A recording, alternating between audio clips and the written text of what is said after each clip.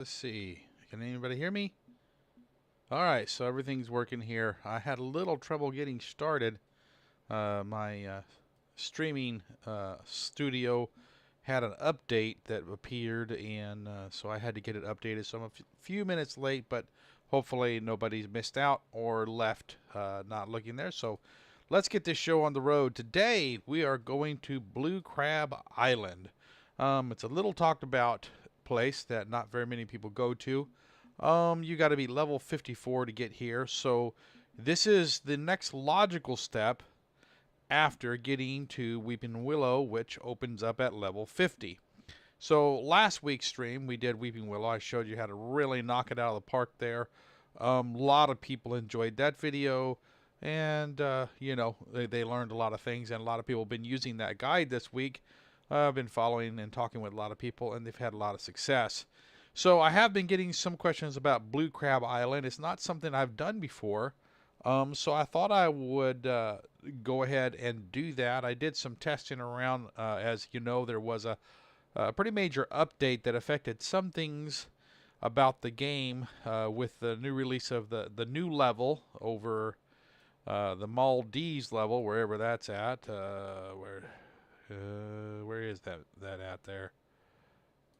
There we go. This here, the Noma Kuda Atolu, however you pronounce it. Anyways, Maldives. You got to be level 94. I'm a long ways from that. So, but they released an update and it did affect a lot of other things. So, all right, Blue Crab Island. Let's go ahead and get ready here. We got to buy a license, so we'll go ahead and buy that. 10,000 cash. That's not bad.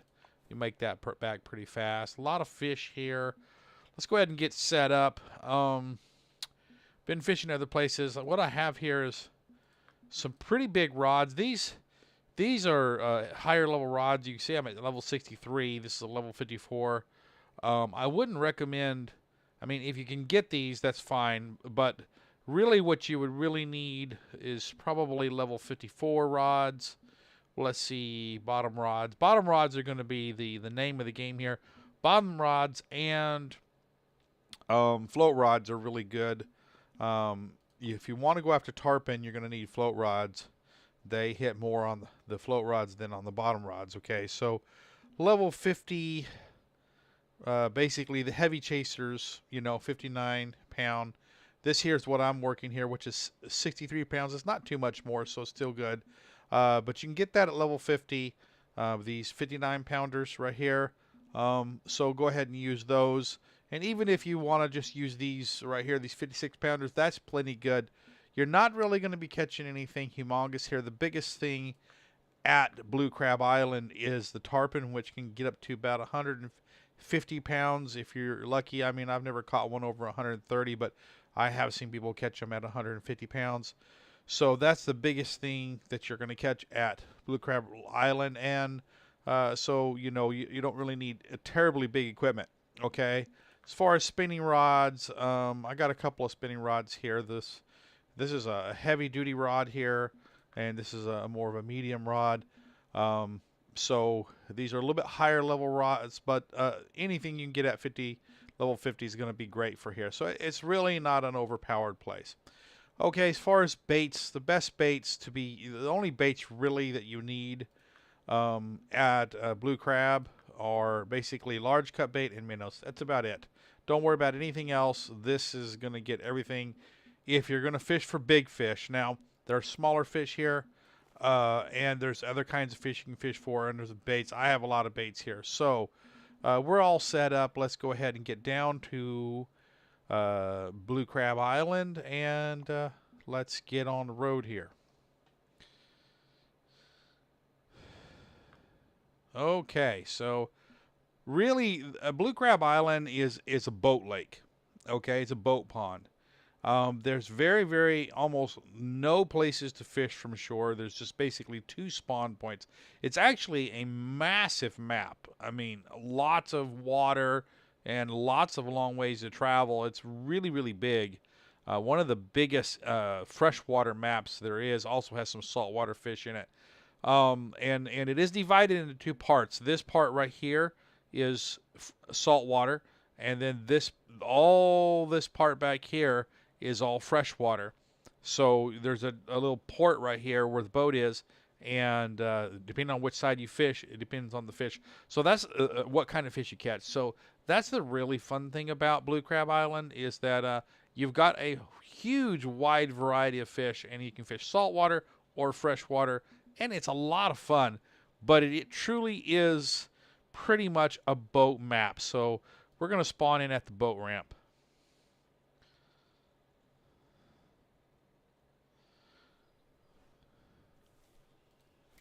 Okay, so this is pretty much the only place that you can fish from shore. You can switch over to this area right here, and you can come to this area, and there's basically a little floating dock, so you can't go anywhere. You can see the shoreline there. There's really no place to get on the shoreline. This is super shallow in here, and you will almost never see anyone fishing off of this. I mean, it's like so rare for anyone to fish here. It's not a very good fishing spot. Let's see if there's anyone else out here. There's a person over there. There is one little secret cubby hole. There's kind of a glitch in the game right here.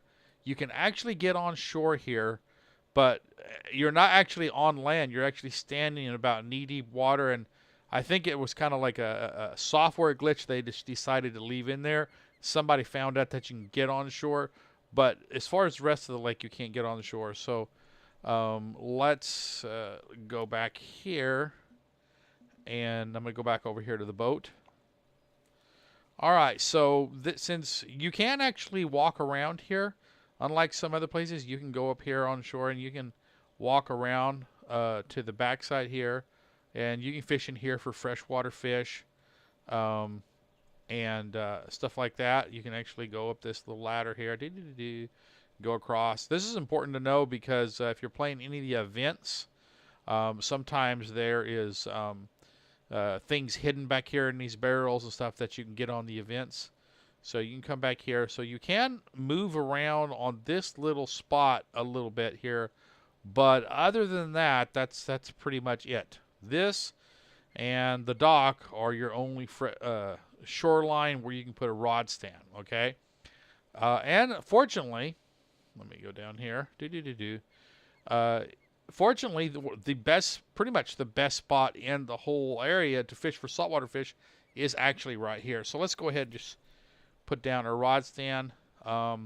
It's Friday afternoon, so there's not a whole lot of people, but generally there could be 3 or 4 people fishing right here. Okay, you can actually go fish off that dock. It's the same thing. It's not real precise where you cast. I have a lot of, you can see there's a lot of buoy markers out there, and let me just kind of show you what I've caught around here. And these are just the ones I marked. Okay, so over here, unique common snook, catch that on a lure. Here, unique striped bass, catch that. So those are 2 places. Here we got unique black drum, unique red drum, unique gaff topsail catfish, and if I can get to, and the unique tarpon. So you can catch. There's actually, I've caught unique bonefish. There's several uniques you can catch here. You can catch them all from right here. So all the freshwater fish, except for, you know what? I'm going to go ahead and go to a private room now that I'm here. I just kind of wanted to show you around a little bit. We'll just hop over to a private room. I just kind of wanted to show you what it looked like with other players here. Okay, and let's line this up.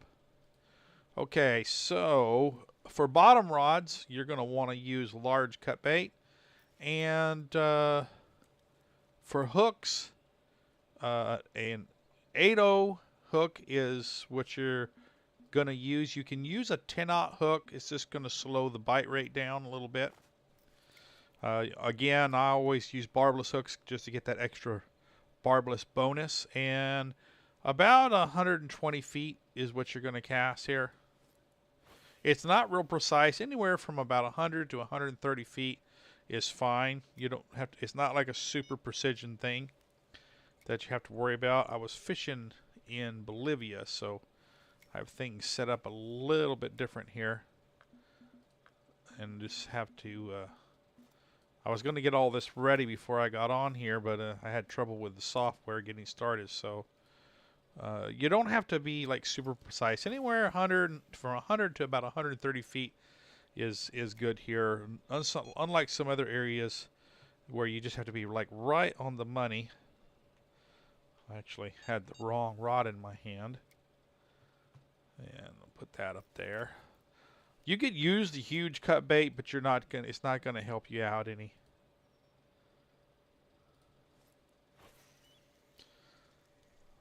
It's just more expensive. Okay. Let's see here. Let me go ahead. I'm not gonna worry about that. That's a good fish there.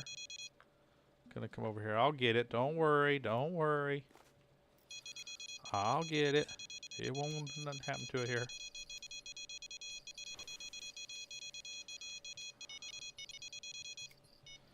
What do we got here? Oh, got a good one. Good one. This is going to be a unique. Maybe black drum. Maybe a unique black drum. Let's see what we got going on here. Now, the unique black drum can get pretty big, over 100 pounds. I don't know what the biggest is. Whoa, whoa, whoa, whoa. They'll jump on top of the water like that, try to get out. I think this unique red drum, probably going to be 70 to 80 pounds. It's fighting like a pretty good fish. You're only going to catch one of these per day. No, it's a trophy black drum, so 60 pounds. You get good XP for these, especially when you're using the, you know, I'm getting 200 extra for the barbless, okay. And plenty good cash, so it's good, but you're only going to catch one per day. You're not going to catch two of those per day. No, trophies you can catch more than one. Uniques, you're only going to catch one a day. So that is, let me see here. Actually, I didn't even want this rod. I'll take this rod back here. What I really wanted was my float rod. And let me put this on here. And we're going to put this. And want to put our float rod down to 40 inches. It's only 5 feet deep out there, so you don't want to put it down too deep. Okay, 40 inches, and we'll just chunk it right here. See how far we get. There we go. That's fine. We'll put that down. Now, as far as lures go, let's see here. The best lure for this level here is going to be a buzzbait. I've got this leprechaun. It works real good, but that comes from the St. Patrick's Day event. But you can use this one here. And you want to kind of enhance it by using a nymph. I have this X series, but if you buy a nymph, put basically a tail on it. So any nymph will do. I just happen to have the X series here. Get that from Challenge. And you can cast this thing about anywhere. I don't care where you cast it, it's going to catch fish.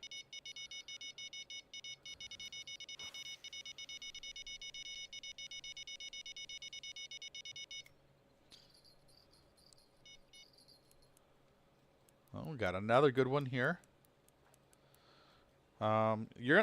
Right here, you're going to catch red drum and black drum, pretty much, is what you're going to catch there on large cut bait.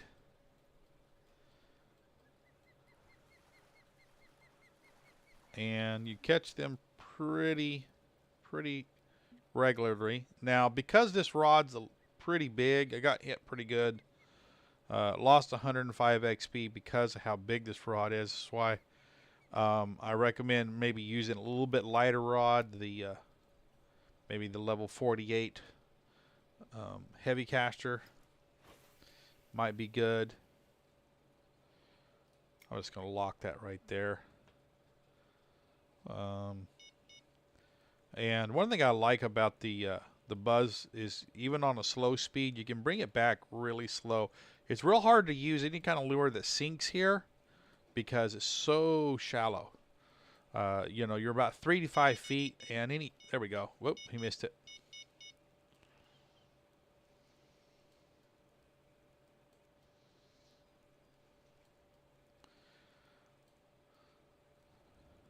So the buzz bait, you can bring it back a really slow retrieve. Everything else you have to use pretty fast. It can go pretty fast, so. And you can catch fish all the way to the dock. Oh, had several hits.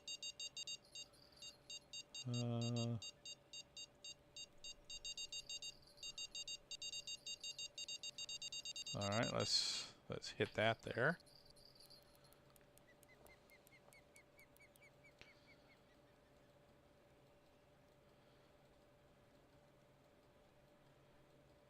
I didn't even bother to check the time. I just threw the rods in, so I'm already catching some good fish.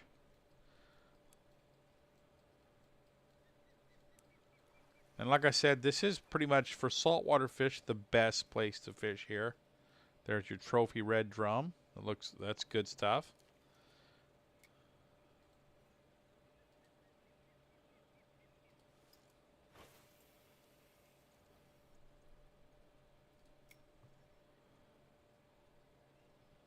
Let me see the time here. We're actually not in a good time, so I'm just gonna fast forward to a little bit better time. And we're still catching good fish, and we weren't even in a prime time there. So this lure system right here, it'll catch tarpon. Tarpon do like topwater lures a little better, but this will catch. It'll catch the drum. It'll catch snook. It'll catch tarpon. It'll catch black drum, bonefish. There are bonefish in here. There we go. What did we just hook on?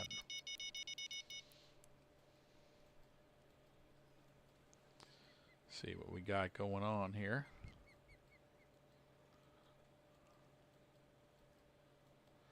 Now, as I was saying before, the black drum get up to over 100 pounds. I'm trying to think 120 pounds or something like that. I think they can get up there. I've never caught one that big.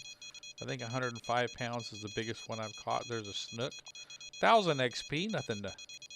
This is going to be a good fish. Picked up the wrong rod, so grab it here. Like to catch a unique. It's going to be unique, probably, hopefully. Not sure which kind. If it hooks into that big old black drum, I think 72 pounds is the biggest unique red drum that I've caught, but I know the black drum can get up over 100 pounds. I think I've caught a 105 pound once. But I think if I saw on the fish records that 120 pounds was the biggest for a black drum. This is a black drum, so let's see what we got going on here. Alright. Trophy black drum. So there's 2 trophy black drums in the basket already.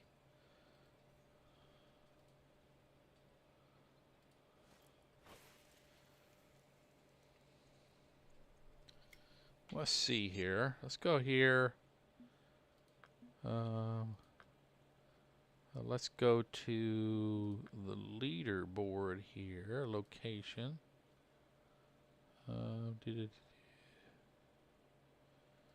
Blue Crab Island. Tarpon are going to be your biggest fish, obviously. And 153 right currently is the biggest one caught in the last few days. So let's go with black drum. 105 pounds. Yeah, so 105 pounds, largest black drum. What else? Common snook, 39 pounds.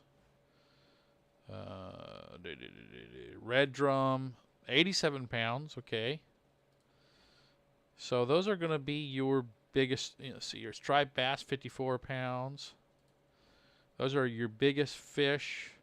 Southern flounder, that's 18 pounds. And speckled peacock bass, 22 pounds. Okay. So those are your absolute biggest fish. So you don't have to worry about hooking into something like 200 or 300 pounds. That 54-pound tarpon is going to be a good catch, but don't plan on catching that 154-pound tarpon very often, because that just ain't going to happen. Okay. Let me go ahead and throw this one, drift it over there. We should be able to hook a tarpon. I always seem to catch these tarpons around 110 feet pretty easily. Let's see, you can catch the unique snook over here pretty easily. Don't have to throw that far.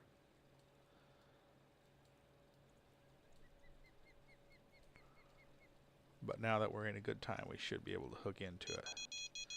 This is not the normal spinning rod that I bring here. I bring the Rivertex, which is a 44-pounder. It works a little bit better than this one here. A little slower retrieve. This is going to probably be a bonefish. You want a pretty slow retrieve with this here. These are pretty high value if you catch the unique version. You know, XP per pound. They're pretty good value.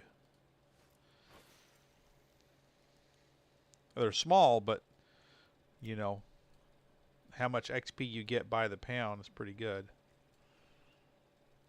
Yeah, usually you can catch pretty much a fish every time you cast over here.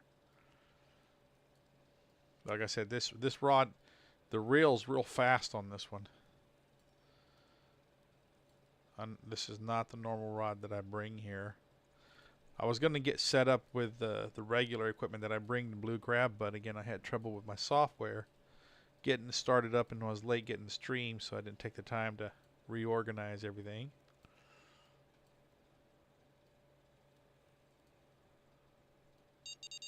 Right around here, there's sometimes you'll catch a fish. There he is, right there. Another snook.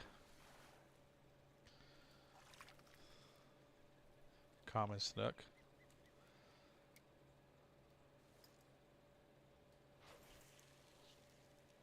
Yeah, so I was working outside today. My eyes are a little watery. I have some allergies. I've been mowing. Man, it's been raining a lot here where I'm at, and I've been mowing a lot. And just getting all that grass and weed pollen in my eyes. Been clearing forest too. The biplane, I hate that thing. All it means is a change of hour. That biplane goes by. Whenever that thing goes by, it means the bite rate's going to change. It can be a good thing. It can be a bad thing. It's a signal. So in this case, it looks like it was a good thing. This is pretty decent fish. This is a 54-pound spinning rod, so this is probably going to be the unique snook. And you get quite a bit of XP for this fish.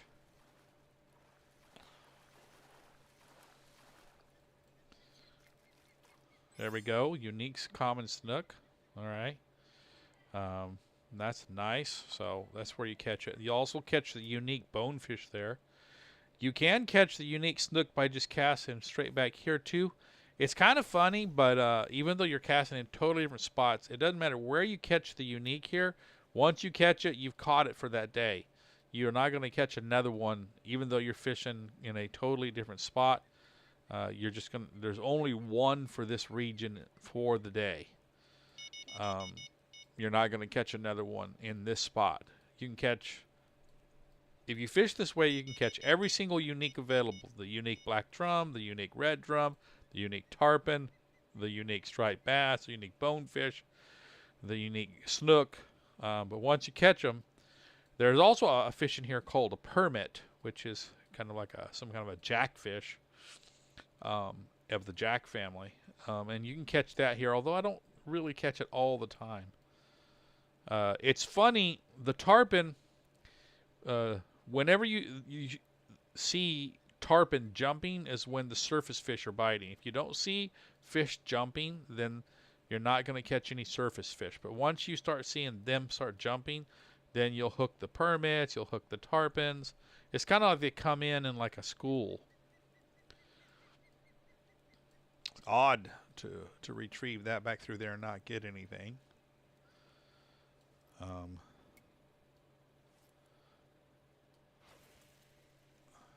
I like to cast in different locations. You can pretty much catch fish anywhere around here. There we go. It doesn't really matter where you cast a lot of times. You're going to, I mean, the uniques are going to be in specific spot, but you pretty much cast anywhere from this bank to this bank. You're going to hook something. There's fish all in here. This is probably a trophy bonefish. Nope, just a regular bonefish. Right there on that buoy right there is where you can catch the unique striped bass. But I've never actually caught it on this particular lure. It's really hard to catch on lure. You can throw when I catch the tarpon, I'll change this minnow rod over here, and we'll catch it on. There we go. There's a tarpon bite. Let's see. So, see what we got here. It's a small tarpon. Well, maybe not. Now, if you get the unique tarpon, it's going to drag you out about 200 feet. Oh, it's a permit. Yeah, just a common permit. They put up a good fight. They're a big wide fish, so they put up a good fight. If you don't have good tackle, they can take a good amount of time to get in. Well, that's what a permit looks like. It's a small one. You don't get much, but they do get trophy and unique size. So let me make sure about that. I'll see about the permit here. A lot of fish here. Permit, yeah, they do get unique size.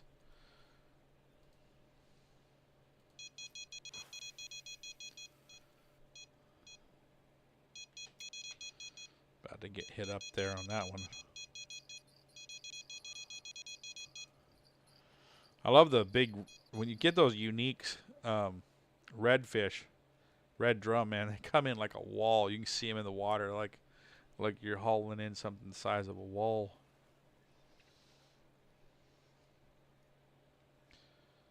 I wish you could catch more than one unique, but this is a really big island, so another trophy, and it's good XP. Good XP there.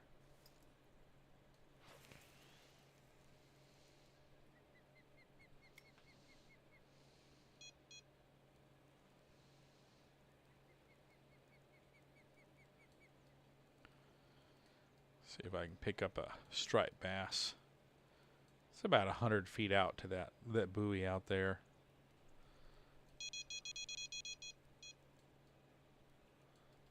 Got something. What do we got here? Another bonefish?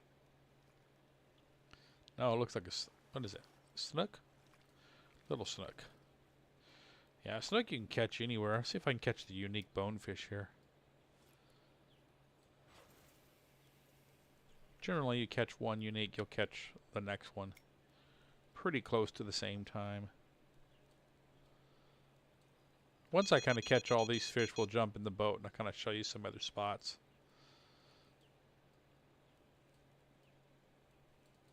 There's a bite.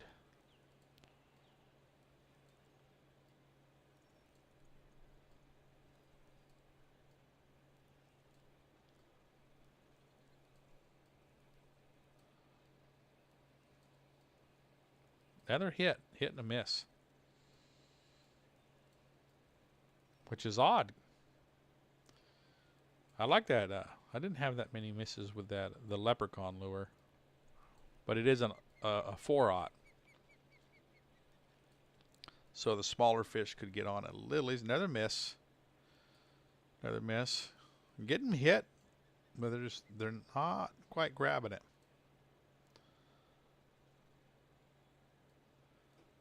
Sometimes you'll have a fish almost jump out of the water, just real close to the dock here.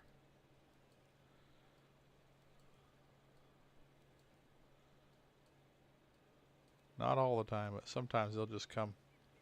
You can see they're here. You see that fish, they're jumping around there.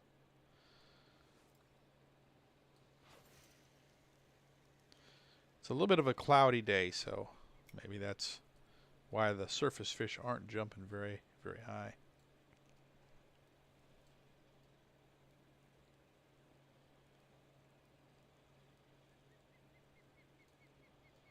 There we go. There we go. I don't know what it is. Little one. Not terror. Yeah, it looks like a bonefish.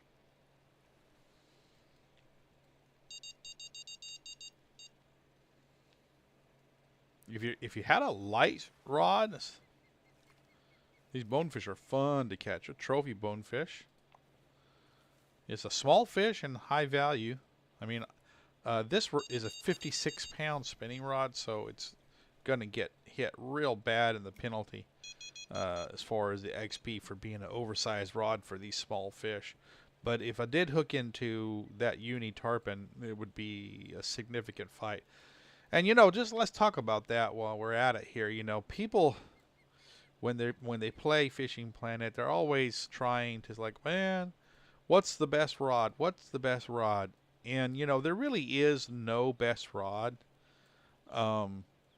because especially in a place where you can catch a 1-pound fish to a 154-pound fish, you know, if you have a rod that gets that's weak and can get really high XP for a small fish, when you hook into something bigger, you're going to lose it. So it's kind of a balancing act. If you have the 7-rod case, you can bring a smaller rod, which I should have brought a lighter rod, especially going fishing for bass later on. I may exit out and come back when I go for bass, because I do need a smaller rod. These rods are just way too big for that. I mean, I can use them. I'm just going to lose a lot of XP. Not a smaller rod. What is going on here? Let me do something here real quick. I'm going to take this rod right here.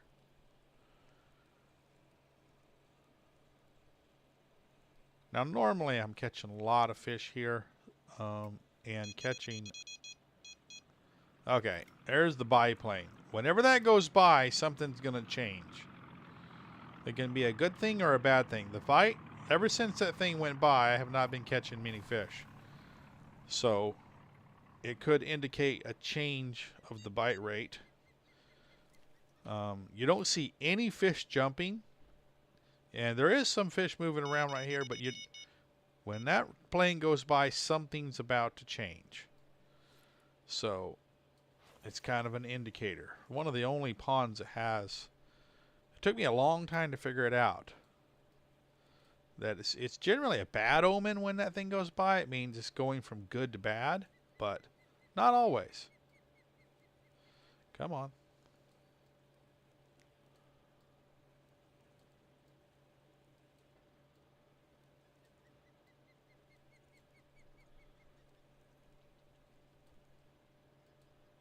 Now, if you want to catch drum, you got to bring it really close to the bottom. You're not going to catch them in the higher. You got to keep it just base what I call bottom bouncing. Just bottom bounce it. And sometimes you'll pick up a drum in there.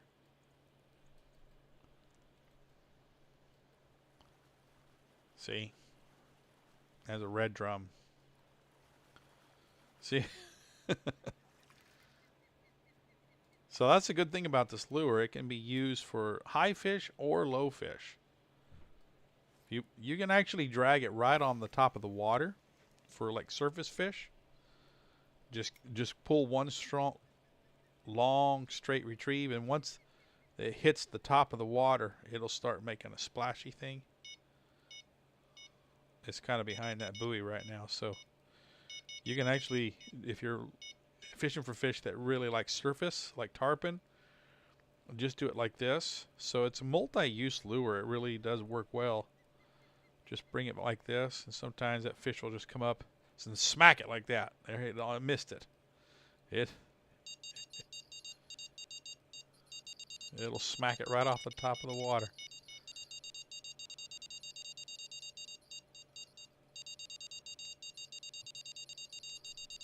Let's see here. Maybe we got this. We got something. It's a nice fish. It's going to be a striped bass, I bet.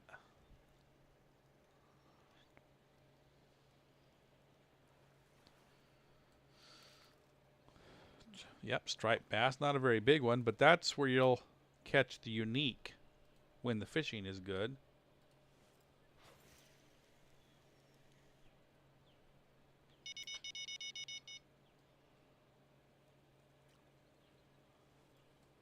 Let's try this again, except I'm going to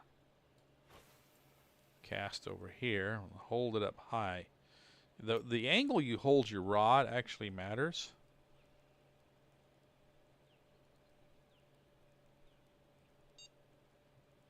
Now,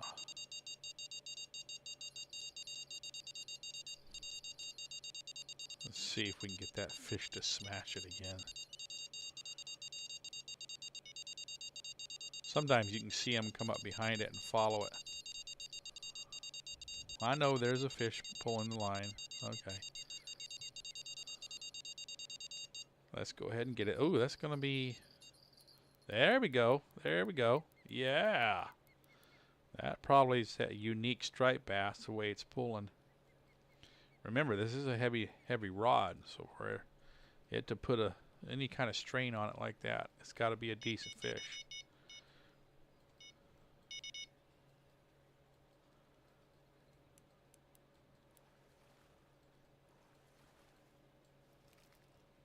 There we go.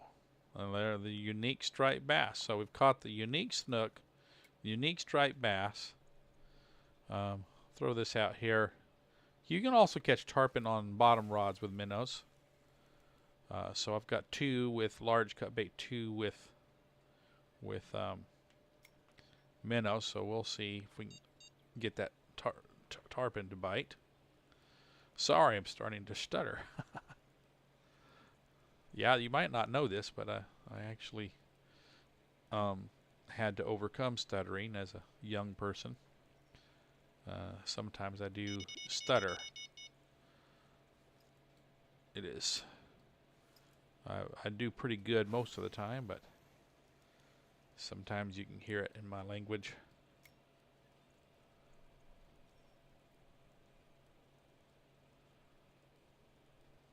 Now, come on. I'd love to see a tarpon smack this thing.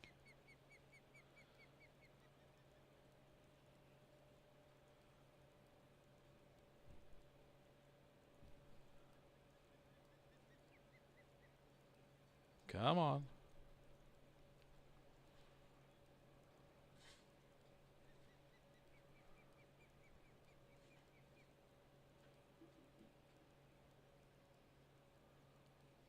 Yeah.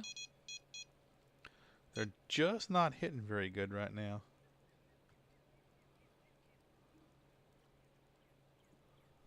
See if I can't pull in that unique bonefish on this side.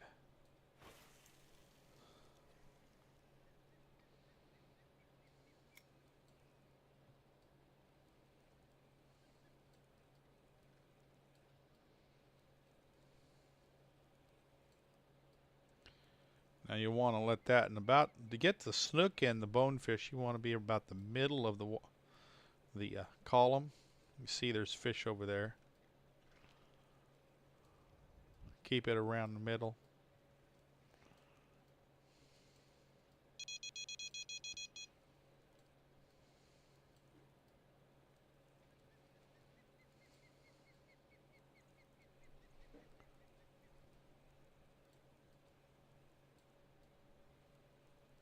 Gonna run it on top here.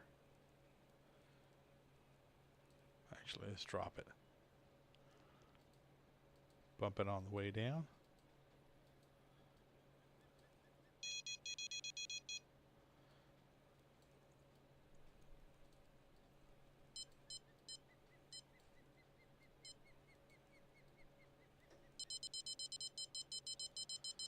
Alright, let's see what we got going on here.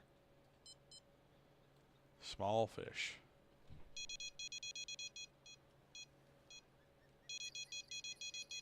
There we go. There comes the biplane.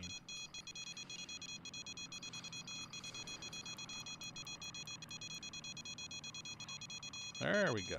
There's a tarpon. Tarpon are high value fish in this level here, and for some odd reason, you almost always get green arrows with them.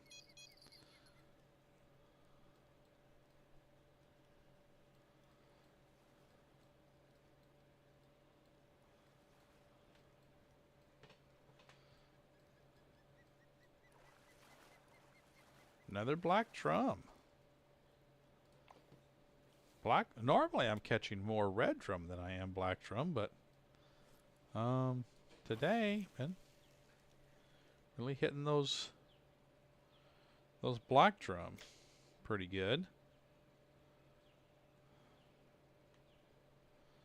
Get this here.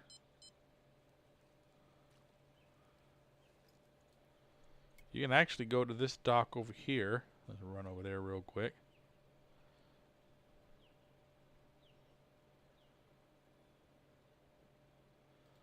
And cast right over in here. You can catch bowfin over here. And bonefish. You can catch bonefish about anywhere, but you can catch some bowfin over here.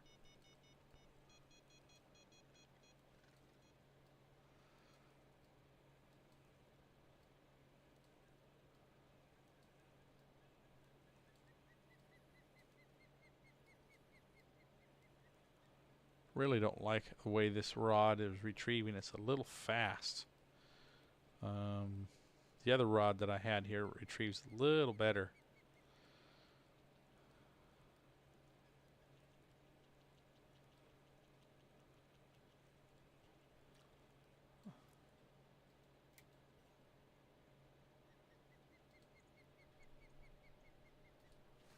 Again, we're in shallow water, so it'll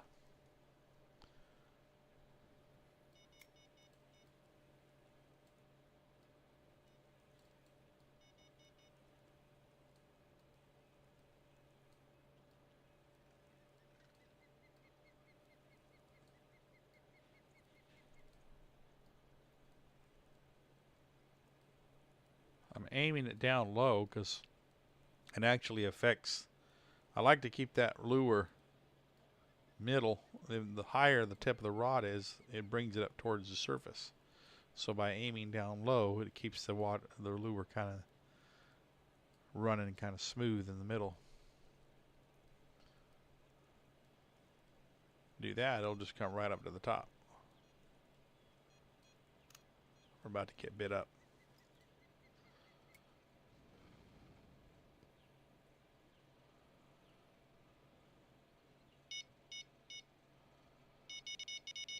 Now we can put, let's see here, I have a different rod here.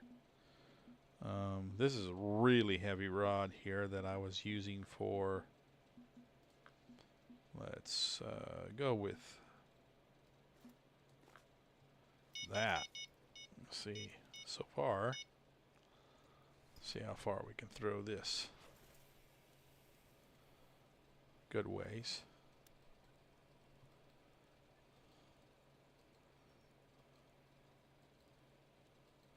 Do a major popper here.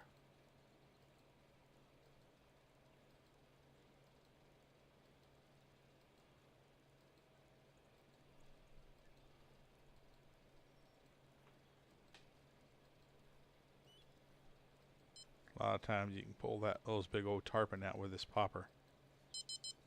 There we go. We got us a bite.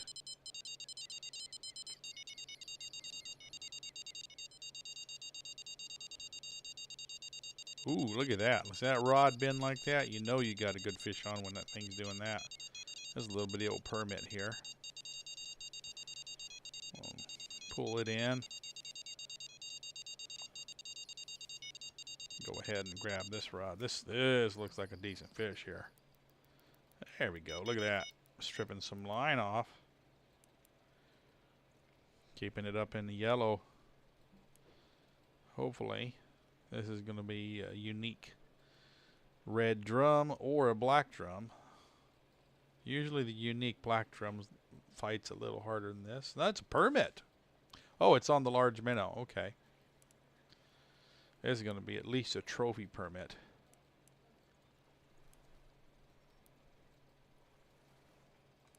Let's see here. Yeah, and good XP. They fight good for their size. They're hard fighting fish.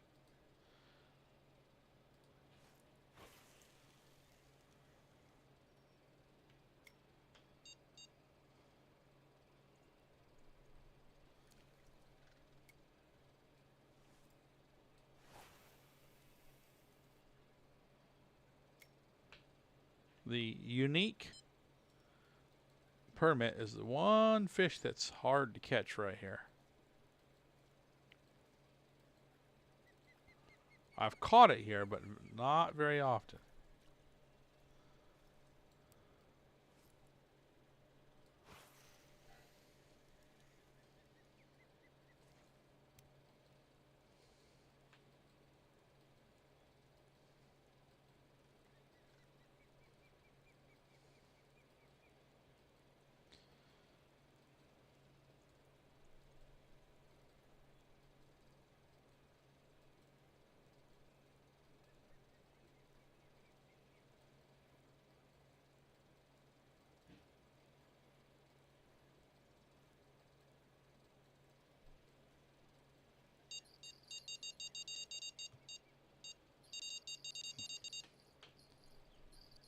Let's see what we got going on here.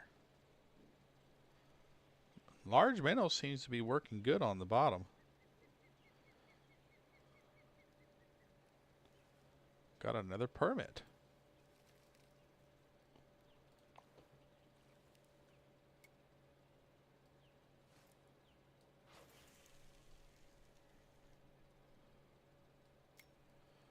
Actually, I'd like to go just a little bit further than this.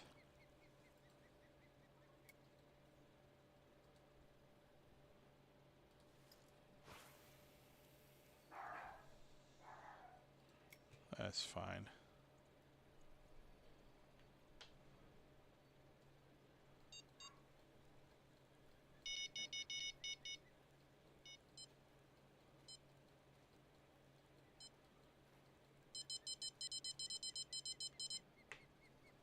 Let's see if we can hook that big tarpon.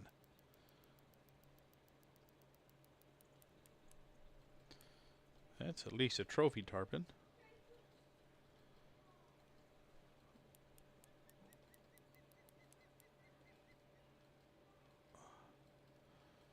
The unique tarpon, when you hook into it, you know it. It'll just keep running and running and running. Especially if you get that 120, 130 pounder.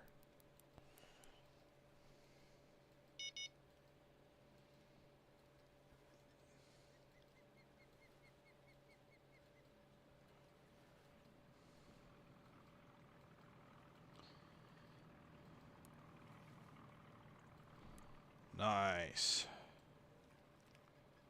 Trophy tarpon, 2000 XP. Not bad at all. Not the unique. Unique's about 6,000-7,000 XP. But it's a little bit of a better fight.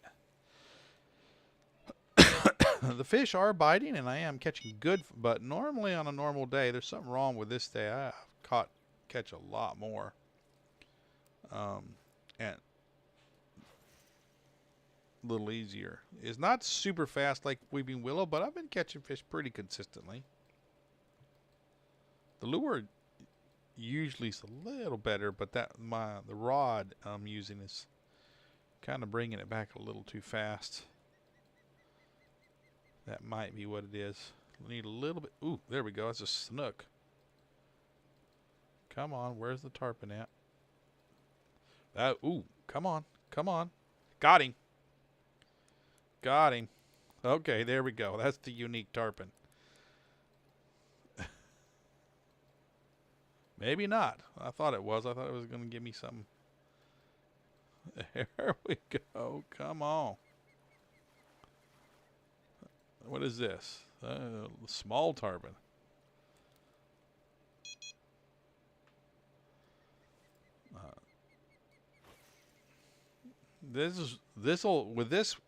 The major popper, this big 070.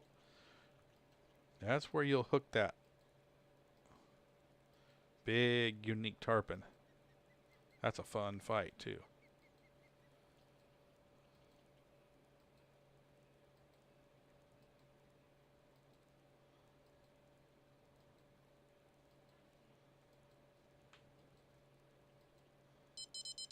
All right. Okay. Let's see here. The tarpon are starting to move in. It's like, what is this? Bonefish? What is this? Oh. Striped bass. Yeah, if that minnow gets over this way, those striped bass will hit it. So I like to throw it more over towards this direction. You won't get them. You won't get any striped bass as long as it stays to the left of those buoys.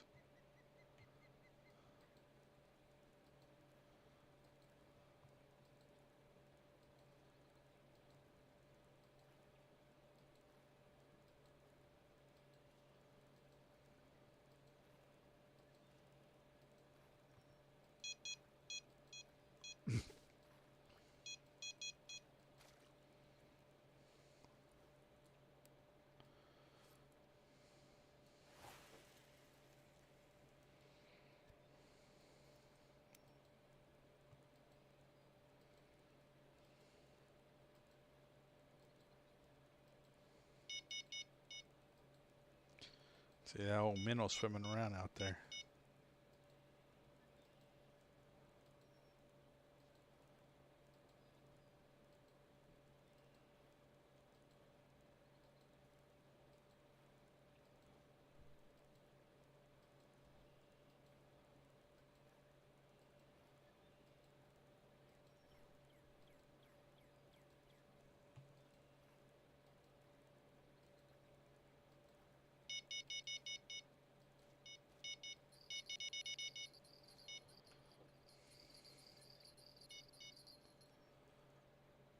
Oh, what do we got? A little gaff top catfish here. They call it a gaff top sail. I've always just called it a gaff top. Trophy gaff top. Woo!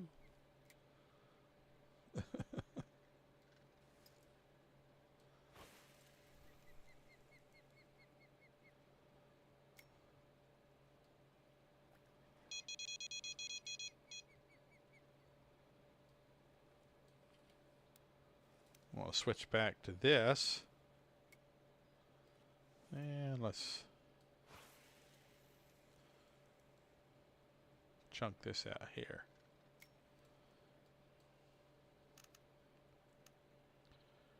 Let it sink down. And let's just do a little bottom bouncing here and see if we can't. I know there's a big old black drum out here.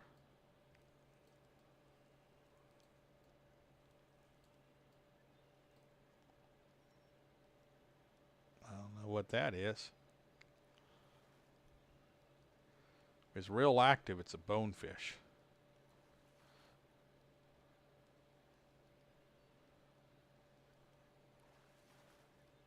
That's a snook.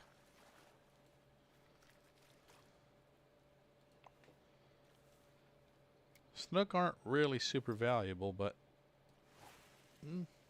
if you catch a trophy or a unique, you can get some money for them.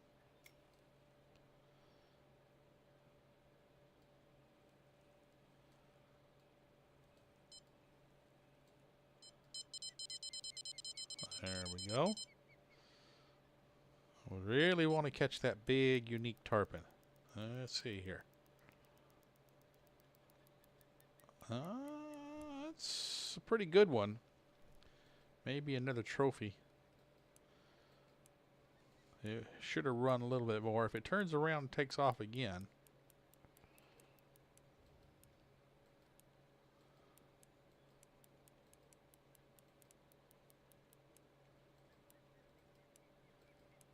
We're definitely talking about a trophy fish here. If it's a unique, it's going to be a small one.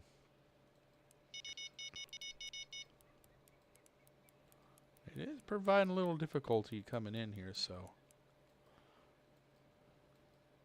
Normally that initial run, they'll get it out there about 200, 220 feet. I've even had them go 300 feet. This might actually be a unique. The way it's, see, it's turned around. Look at there. There we go. There we go. It's just, it's like Sir Patrick Henry. I have yet begun to fight. Went ahead and drew me out to 150.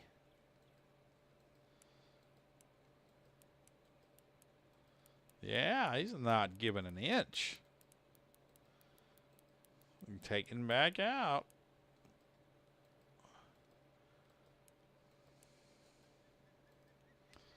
All right, now we're getting it in. Ooh, look at that. Come on, jump. My very first real life tarpon, I actually hooked when I was 6 years old. Yeah, it was down in the Florida Keys, and I was fishing with my little Zebco 33 fishing rod in a little harbor where ships harbored in, and I was just fishing for, you know, a little bit of ocean fish, roncos and things, and whatever I could catch. And I saw some what I call jackfish, which are Clearville jacks, and I wanted to catch one, and there was an old Cuban guy. He lived on his boat there in the harbor, and I'd gotten to know him, and ooh, look at this. This is going to be a good one. Come on, baby. 128 pounds. Boom, baby. Almost 7,000 XP. That is what I'm talking about. Yeah. All right. That's about how big the one I hooked when I was 6 years old was. I went to that Cuban guy and I asked him if he had a bigger fishing line. He handed me what was called a Cuban yo-yo. It's a hand line. It had 50-pound test on it, 4/0 hook. Gave me a piece of a sardine to put on it. So I went back there. And I threw that down in the water. And wouldn't you know it, this huge tarpon just came out of nowhere and snagged that thing. And this was over 6 foot long tarpon. We know that because it lived in that harbor, and trophy fishermen would come there and catch it and measure it and put it back. And I had fortunately tied that yo-yo off, the Cuban hand line. I tied it off to a post. And of course, when that tarpon grabbed it, me 6 years old, I had no chance of anything, so I just let go of the line and let the post fight it, and it eventually broke that 50-pound test, and it was gone. But you know, at least I got to say at 6 years old I hooked about 120-pound tarpon. My memory serves correctly. Like I said, it had been caught several times and weighed and measured. So that's my big fish tarpon story. Ooh, looks like the fit. It looks like the bite just now picked up. This is normally kind of how it's going. You're always just, whoa, what was that about? Come on.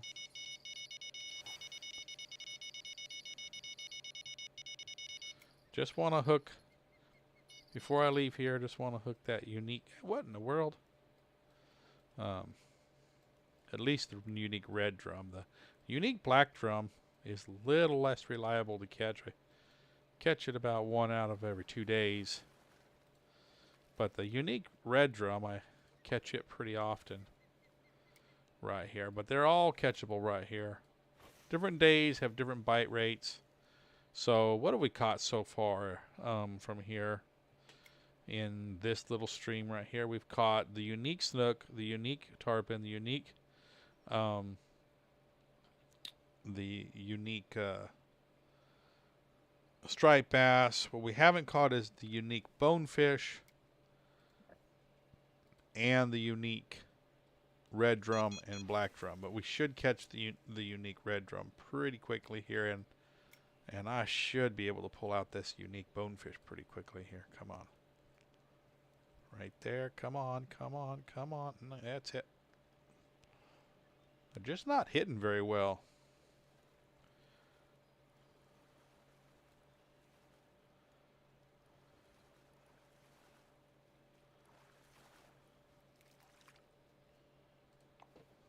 Come on, I'm gonna switch over here to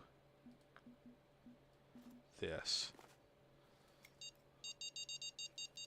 I don't think it really makes a difference, but it's a little bit smaller hook. It's a 4/0 instead of a 5/0, so maybe that'll have a better chance of hooking that unique bonefish with it.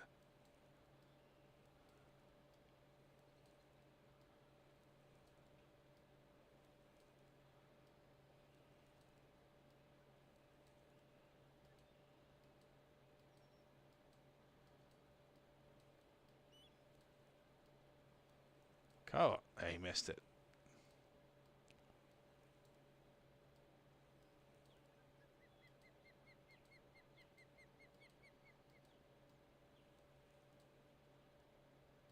Get it down low. Right in here. Another hit and a miss. But basically, you spend 1 day here, you can catch a lot of fish. What do we got there? Got the striped bass. And it got over to the right of those buoys.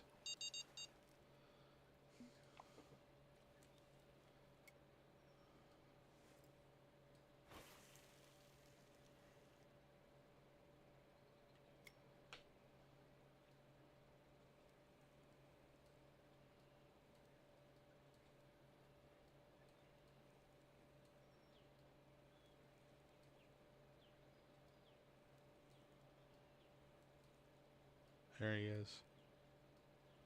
Ah, they almost got it. They're missing a lot. Just missing a lot. I'm not sure why.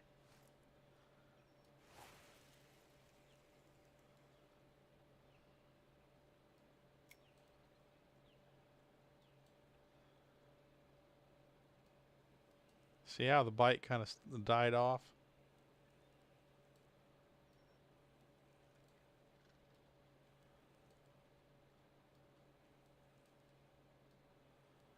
I'm going to forward time. I bet we're in a bad time.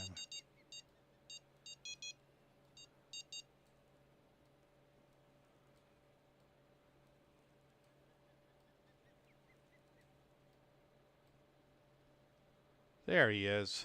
There he is. That should be the unique bonefish.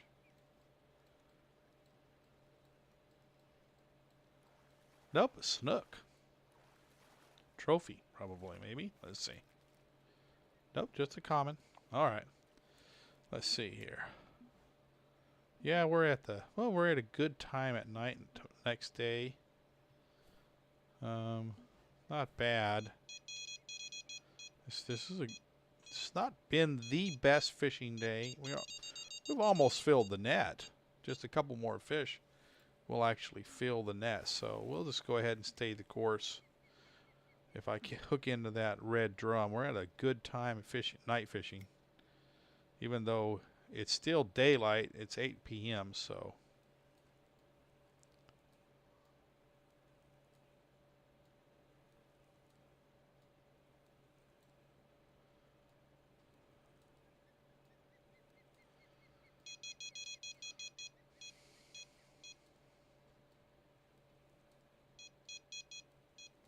this has been a slower day, I will say that.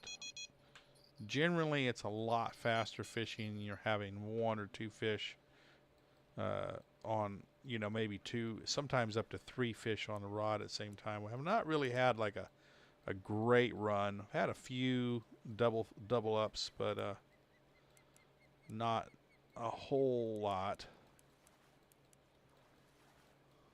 This is another nice little black drum.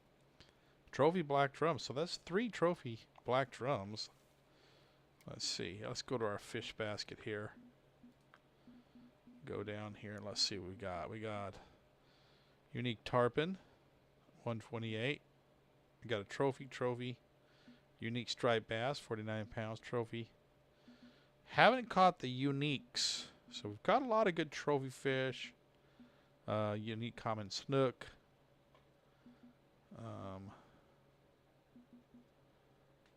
Just have not caught the unique red drum, which generally I catch that right off the bat. So that's kind of unusual. I catch that every single day. So just throw it over there. Actually, that's not what I wanted to do. I thought I had my other rod.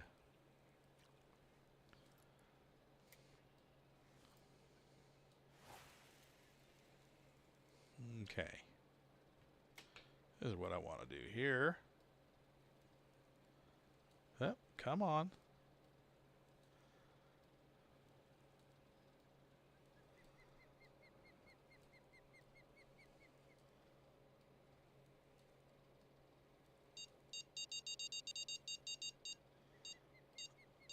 All right, that's a decent fish. Another snook. Another snook.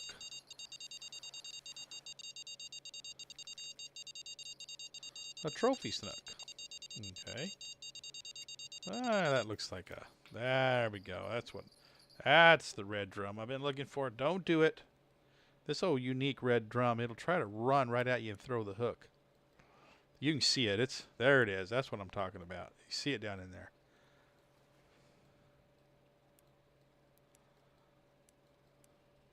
You can see it's like a wall.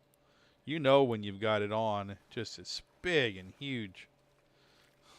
There we go. That's what I'm talking about right there. Okay, so guys, we've caught.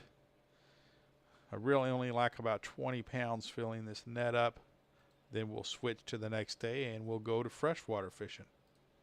So might as well just catch one more fish here, which will probably be that right there. So I want to try to catch that unique bonefish if I can. Drop it right on that buoy and just kind of bounce it like this to the bottom.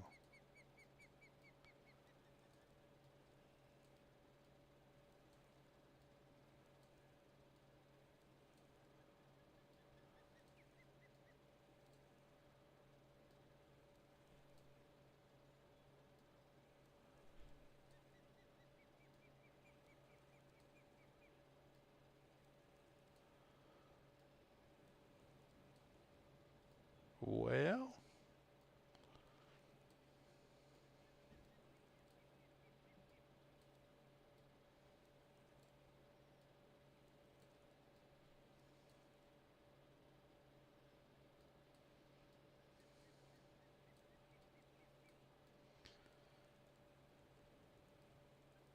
should have thrown it just a little bit further.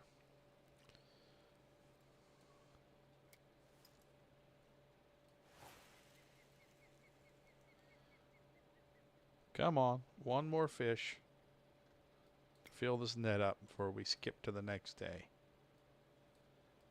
There we go. Little bitty fish. Well, maybe a little bigger than I thought it was. Looks like that's about to take off too, so...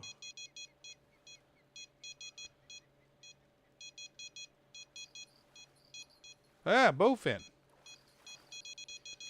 You can catch them. There's going to be a good fish here. Hopefully. Let's see. Ooh. Maybe this is the unique black drum. Nah. Gave up too easily. I thought for a second there it was going to give me a bit of a fight. It's a red drum. And this is going to fill the net up. Betcha. Maybe. Going to be close. Trophy. And that's it. Okay, so we got that. Good deal. Good deal.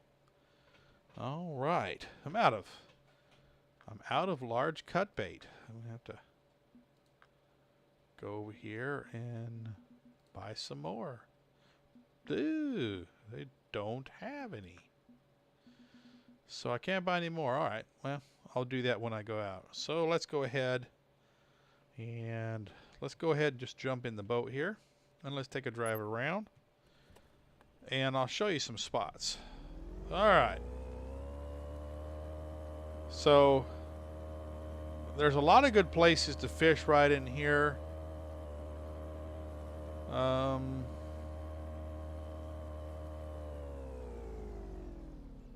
Right in here, I've caught a unique black drum casting back in there. In that little inlet. You can actually go back in these places sometimes.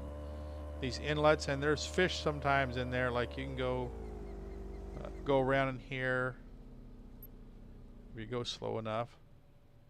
These things kind of cut back in here. They're kind of cool. And you can catch the same kind of fish back here.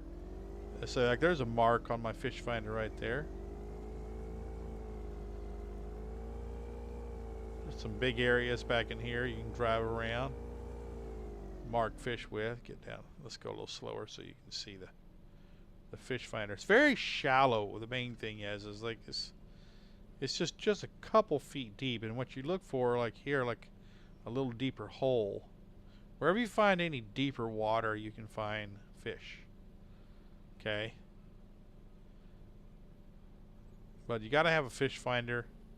Like here's a little deeper hole. Goes down to 7 feet.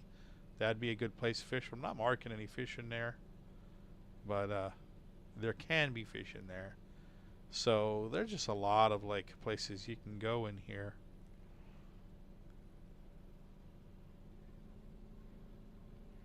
Weave in and out. But there's not... It's a big map, but there's just not a lot of fish in these places. So let me hop up here. Let me grab this here and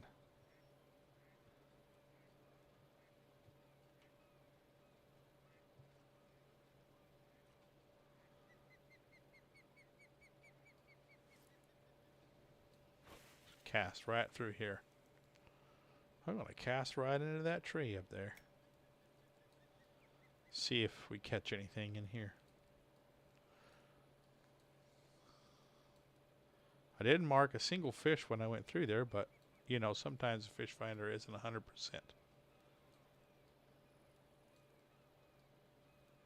It's cool though. I do like the setup. I wish it was a little more active with fish activity, but different times of the day, different stuff.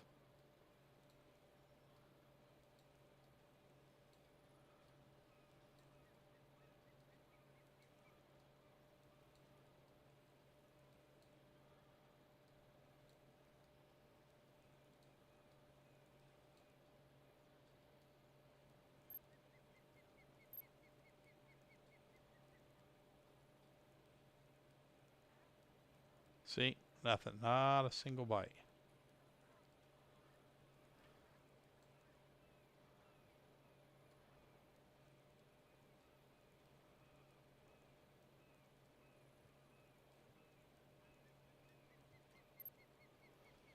Let me go back here.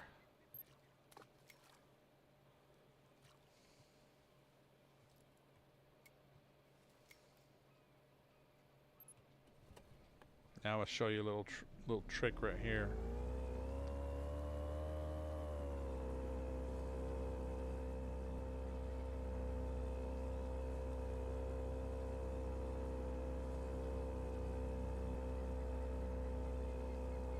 There's some fish. This is a little trick very few people know right here. People that haven't fished the game. Let me stop the motor.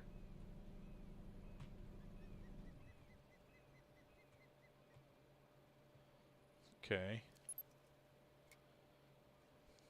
You can actually go ashore here. It's the only other place in the game that you can go ashore. And there's a great fishing spot right here. And there's some tarpon in there, so maybe let's see if we can catch one.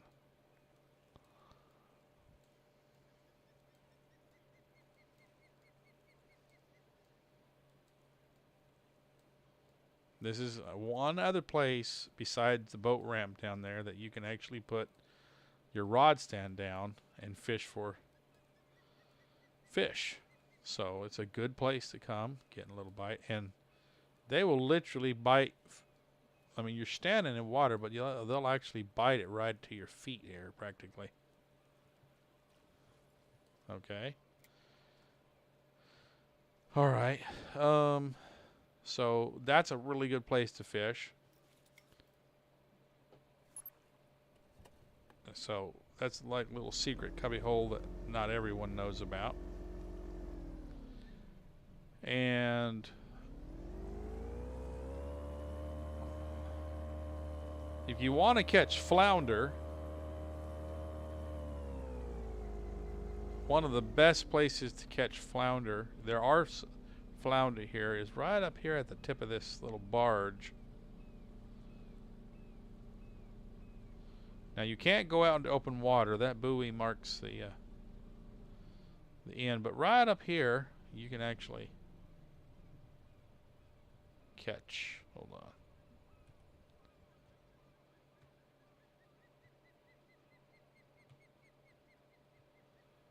Flounder here.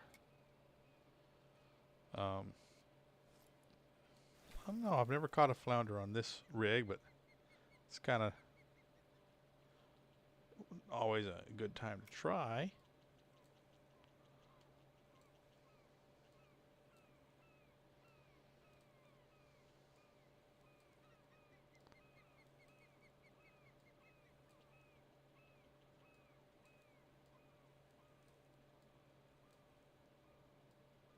There was a hit.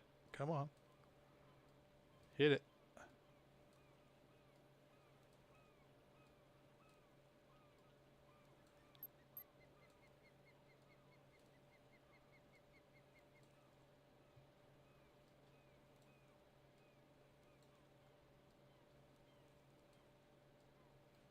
Ah. He hit it. You see it? I can see it down in there. Let me see here. Try that again. I had 2 good hits and I missed it.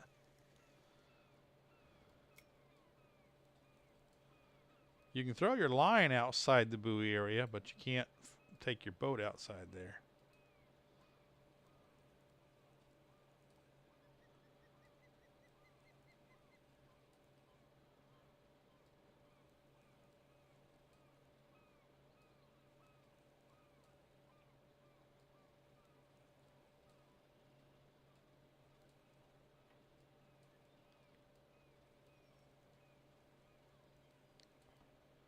Almost. He took a swing at it right there. Latched on, but didn't quite take it.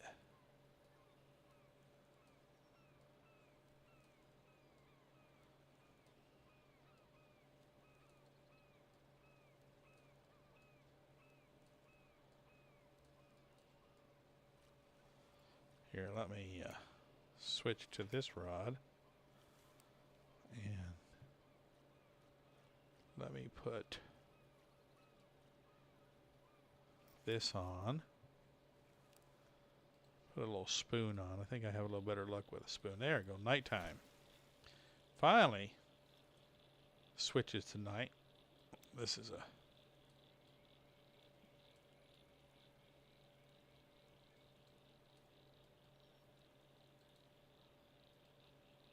There we go.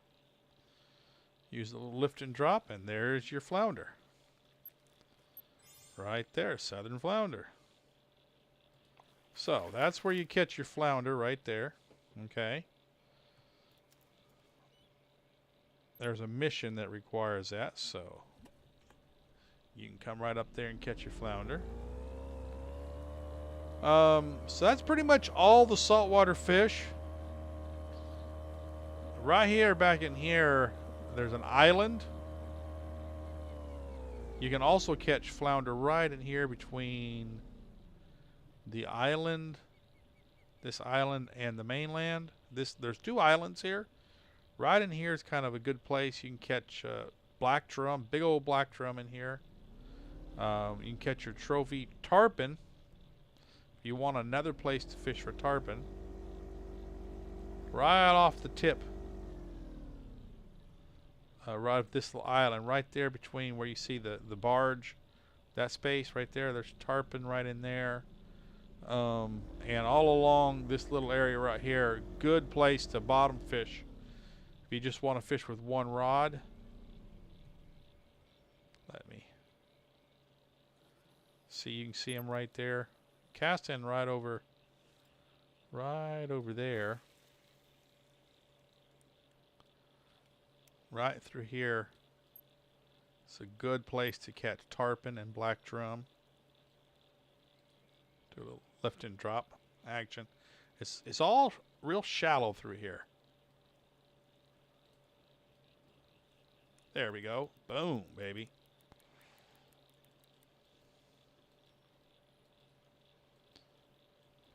What we got going on here?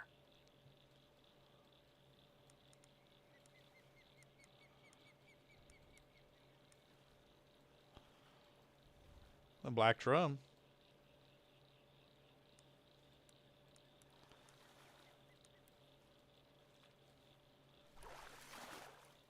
Trophy black drum.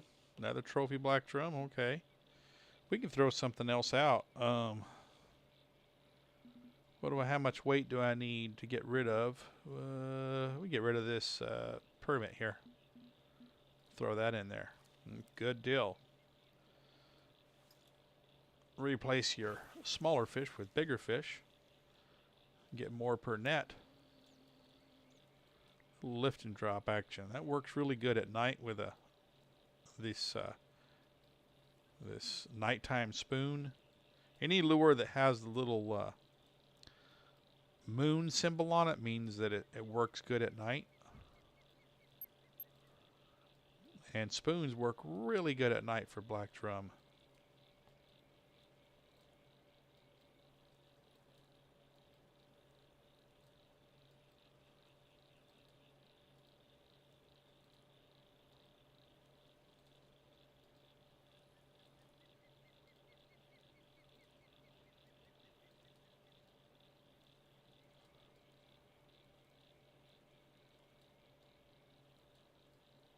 Of course, you can fish with a glowworm also. Oop, had a bite right there.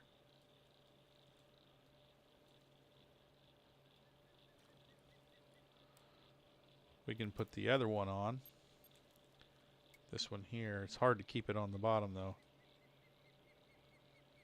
Like I said, right over there you can catch tarpon if they're rolling, but right now they're not really taking it. Real shallow in here though, but this is a really good place for tarpon, drum, and flounder. You can catch them here. They're not real common to catch here, but you can catch them. I have caught them here. I've caught a trophy flounder here before, but it's easier to catch them over off the tip of that barge.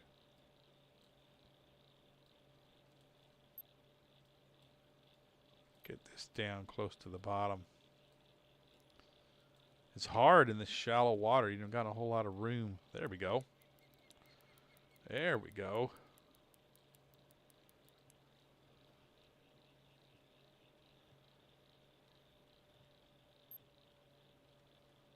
love you got this trolling motor. You can chase things down with it. What do we got going on here? What do we got? What do we got? Come on, come on. Nice fish. Ooh. Another trophy red drum. Throw this common snook out. Throw that out. Throw that out. Throw that out. Nope. Still one more thing. Throw that out. There we go. All right. So got in 3 casts. What? Got a trophy black drum, trophy red drum.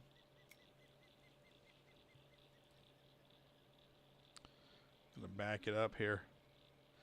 You can actually troll by using your trolling motor like this. Just drag the lure along.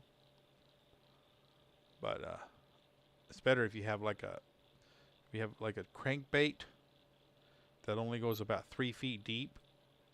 I got something already hit it. What do we got?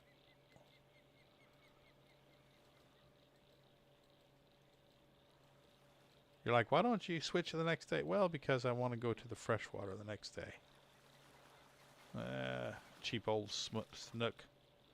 You can catch your unique snook here too. Catch those over by that. There's a little cut through in that island. Catch a lot of snook. I'll see if I can hook that unique black drum. They're a little bit harder to catch, but I have caught them here.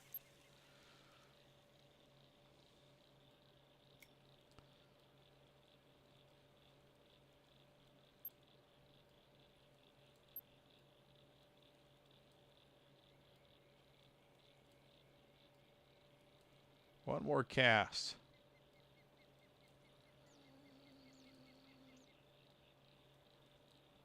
Oop. Got a little hit.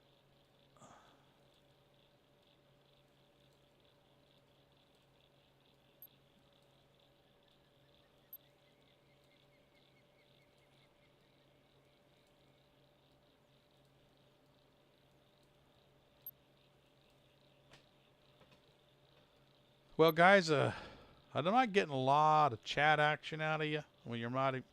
Friday night's probably not the best night for me to do this stream. I may be changing it to maybe Wednesday night next week because I'm not really getting the kind of chat action. And I get it. Most people work all week. Friday night's their night to go out and do things. They don't want to be watching me fish on Friday night. So let me know what you think and comment in the description on the video. Let me, if you think that's a good idea. Yeah, there we go. Come on, come on. Oh, he let go of it. All right, good enough. All right, let's get out of here. Let me get a motor started here. So these are just some places to catch saltwater fish. There are other places. Right in here between the islands is a great good place for snook and striped bass. Over here, right in this area where I'm at right here, is great for striped bass. Anywhere down the middle, there's little pools where there's striped bass. Oh, hi there, Craig. How's it going? Good to have you with me. I'm glad to know somebody's watching. Just tonight, just trying to show people where stuff is here at Blue Crab Island. Now I've been fishing the saltwater, and now we're going to go fish the freshwater. And that's one of the great things about Blue Crab Island is you have 2 totally different classes of fish, and you know, it just is fun to be able to catch saltwater fish and freshwater fish. So we've caught pretty much all the saltwater fish and quite a few uniques, and now you go past here and we switch over to freshwater, and we're in the freshwater now. So let me go ahead and pause the boat here, and let me pull the map out and kind of show you what we're talking about on freshwater. So zoom all the way out here. That's the saltwater. Um, Now, the freshwater map is really extensive and complex. You can get lost out in here, buddy. I mean, it's got this maze of stuff, and you can see these little dark spots. Um, these areas are where you're going to fish. These areas, pretty much nothing in here, but any little hole like that, once you get in, you can see it a little bit better. There's going to be fish in these holes, and really kind of what you're going to do is just basically a lot of trolling, a lot of casting. Right here, unique speckled peacock bass. That's the biggest one freshwater fish you're going to catch here. It's a high value fish, and this little pool right here is just really good for it. But you can pretty much catch a unique peacock bass in just about every one of these pools. So if that's what you want to grind on, you can just go like from pool to pool to pool, catching trophy bass. And of course, there's a lot of other types of bass in this map. Let's go ahead and pull that up. Let's go with freshwater here. Okay. Got the American gizzard shad, the bigmouth buffalo. That's a fun fish to catch. You have to sit and use like corn and stuff. Your bluegill, bluehead. You got the butterfly peacock bass. Got channel cat, golden shiner, largemouth bass, long-nosed gar, Oscar, red ear sunfish, shoal bass. And the speckled bass, obviously, and you got a warmouth. So there's quite a few different freshwater species to catch. So let me get my motor started here. And you got to have your mapping system on because you can get really lost. There's so like you can go that way or you can go that way, you can go this way. If you don't know where you're going, you can get really turned around. So you got to look at your map because you can just go in this maze. It's a lot of fun in the daytime to fish these things, but they actually bite just as good at night. But we'll get over here and let me go ahead, and now that we're here, we'll jump up here and we'll go to the next day. All right. Okay, so we made pretty good amount on that day. Paid for coming here. I'm going to let me go over here to my backpack. I'm gonna go to this. I'm gonna slip this on here because the major popper. Let me go back there. Yeah. The major popper is what you're going to use to catch the speckled peacock bass. That's what it likes. That's what it eats.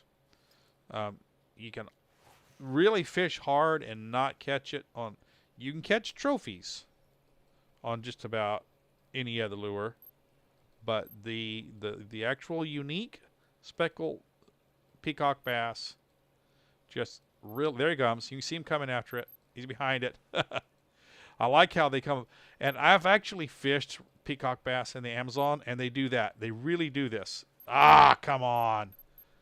They really come up behind the lure. You can see them pushing that water behind it. What in the world? So, he almost jumped in the boat with me. Did you see that? Yeah. I do not know what I'm doing wrong. I mean, I had them. They were coming after it, my friend. I think I have to have a little bit slower delay. Like, you jerk it and then delay a little bit and then jerk it. Somehow they were missing it. I'm not sure why.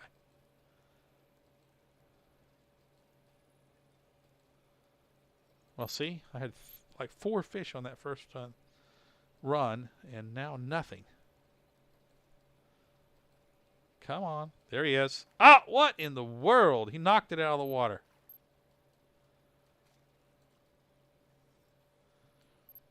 What is going on? He's going to get it. I just don't like this spinning rod. It's coming. I think what it is, it's just coming too fast. Wish I'd have my other spinning rod. This one I was using this in on Meron River to catch big fish. Is a much heavier spinning rod. I have a lighter spinning rod. It works a lot better. This one seems to. Did you see that? He missed it again. That was a big one. But yeah, I fished peacock bass in the Amazon, so they really do that.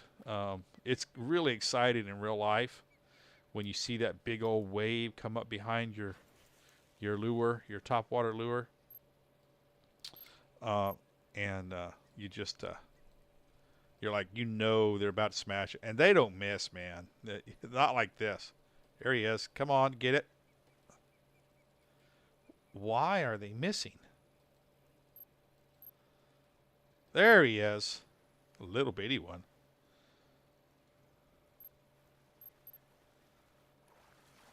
Little butterfly. No, it's a speckled. Okay. It's a speckled.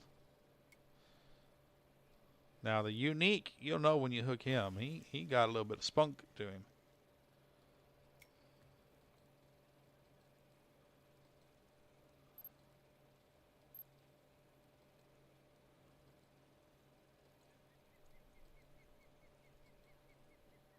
There we go. There we go. Yeah. There we go. I told you.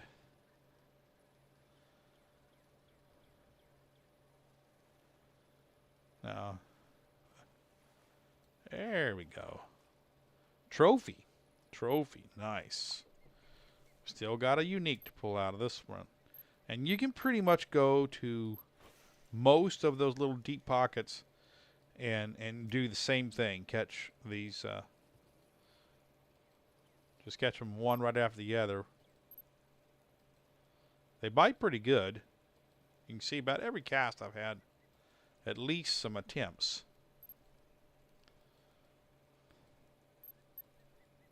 There he is. Now they're not missing it.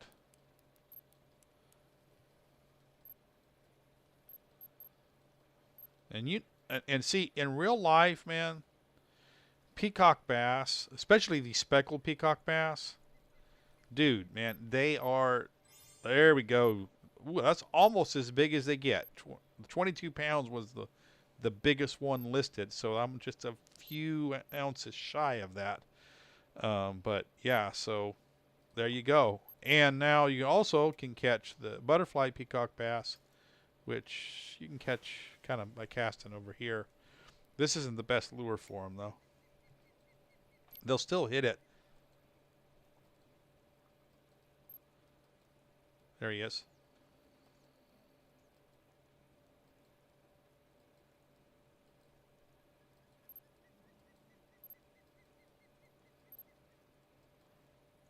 But man, river speckled peacock bass, pound for pound. When I fished them, they are so incredibly. I mean, it's not like even, dude, come on, stop missing it. Oh my gosh, it's irritating. But like when they first hit, I don't care. You have to hold on to your rod, or they will yank it out of your hand. I mean, I've actually been cut by my fishing line because they've hit it so hard that I had to rapidly grab the front of the rod and the line to keep it from going out of my hand, and the line cut my hand. They've hit. When they hit, they're like, oh, what? Gotta do something different. This is really irritating me. Getting all those hits and misses and misses. I think it's just too big. It's that 7/0. Let me change and go to this 5/0. Maybe this will do a little better here. Getting 20 hits for every one fish that I hook. Anyways, they are just like, some people come down and they have cheaper reels and things. And I saw a guy that was with me. He had a brand spanking new baitcaster reel that he bought at Bass Pro. I think it was a Bass Pro brand. The very first peacock bass that he hooked into stripped the gears out of it. It was like a brand new $100 reel, and he threw it out, and he hooked maybe like a 6 or 7 pound peacock bass, and it literally just pulled so hard that it broke the reel. I mean, it was no good after that. And fortunately, he had brought a Shimano Calcutta. I think it was like a 200, and that's what he had, and he used that.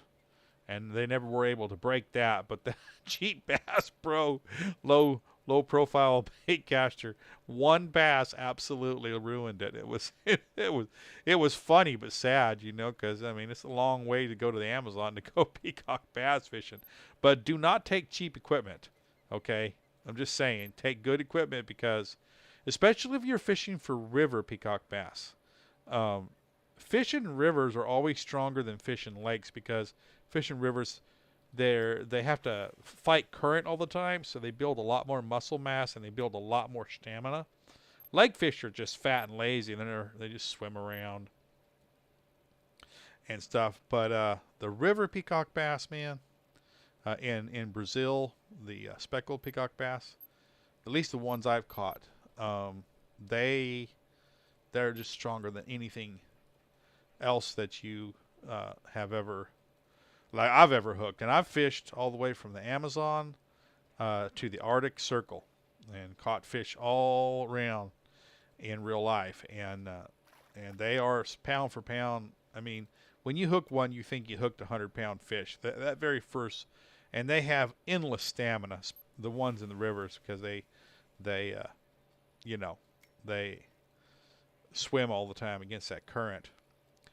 But yeah, see, look at that.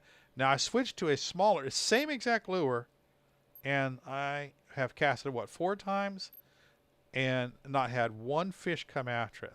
That just, Ooh, a gar. Ooh, did you see that? Cool. A long-nosed gar. Come on. All right, we're going to go to something else. I'm getting really, really tired of this. Let's go back to this thing right here.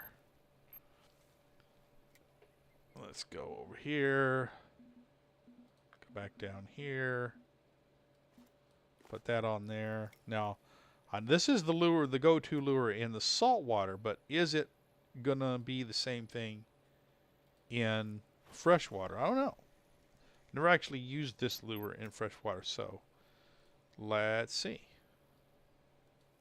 I always use the major popper just for the speckled peacocks bass, because that's the only thing I've ever caught. There we go. Yeah, that worked a lot better. That worked a lot better.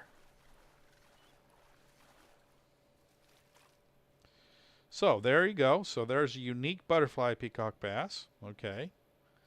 And like I said, I was just having a lot of trouble. And you can also, you get right up in here, right close to the bank, you can catch that shoal bass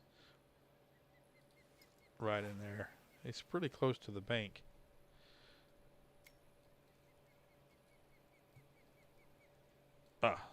Going back to the old, what I was doing. There he is. Come on. There he is. Sometimes yeah, this lure doesn't get nearly as many misses, but you won't catch that big unique speckled on it. And there's a trophy largemouth. So this is a really good fishing spot. If you want to catch the big mouth buffalo, you can catch it here too. Just go with your bottom rod. Go over here. Go with a 2/0 hook. Corn works probably as good as anything.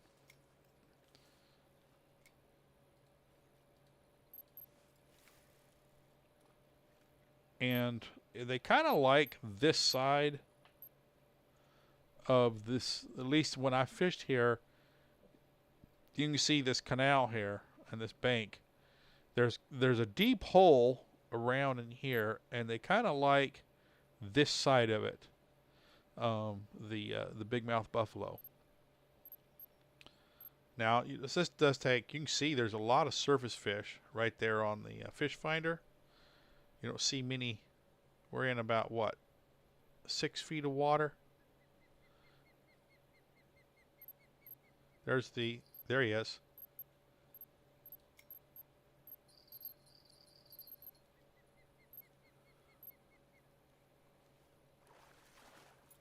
Brown bullhead.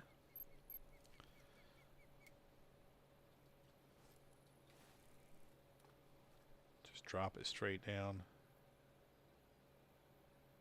Maybe a little bit further in, I think.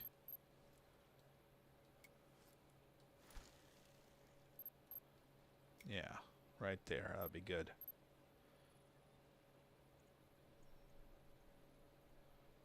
See, there's those fish closer to the bottom there. A lot of fish in this first little pool. You can pretty much catch every fish in the freshwater right here. You don't have to go anywhere else. And I've caught all the uniques of freshwater right here in this first pool. But you can go to any other pool and pretty much do the same thing. This is just the very first pool you come to, and I've caught the unique, every unique and trophy that's available in freshwater can be caught right here. But you're basically reduced to fishing with one rod because you're in a boat and that there are no rod holders in the boat. And look there, see, you can see right down there. There is a lot of fish right underneath me. I'm gonna pull it a little closer here.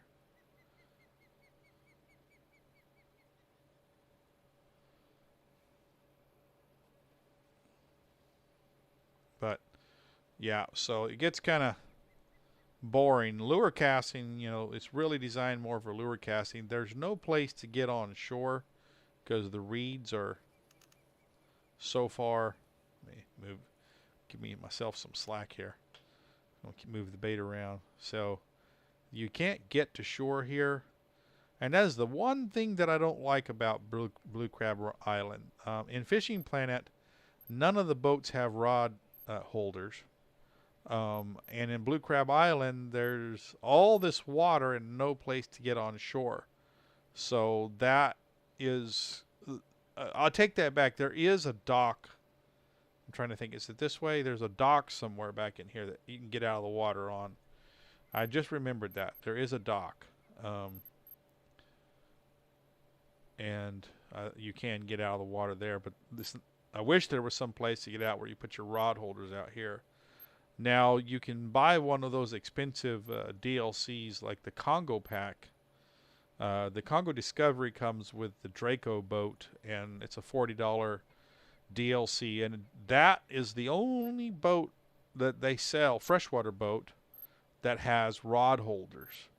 That where you can park and you can fish, just basically wait fish like I'm doing right here. But, you know, you have to have $40 to buy that pack. I've heard that the Dnipro one has a trolling boat, but I'm not sure if you can park and fish with it. I've not seen that. There we go. All right. Another brown bullhead. Okay, and so what that is a signal of is it's a bad fishing time, so let's just go ahead and do this. Okay, but you can catch the bigmouth buffalo right here. I might need to up my size of my hook a little bit. Keep catching those little brown bullheads. We'll give it one more try. And it's these are pretty heavy rods, and you also catch the long nose gar if you put a float rod with a minnow on it. Sometimes you can catch it on a lure. The long nose gar right here, you can catch it. I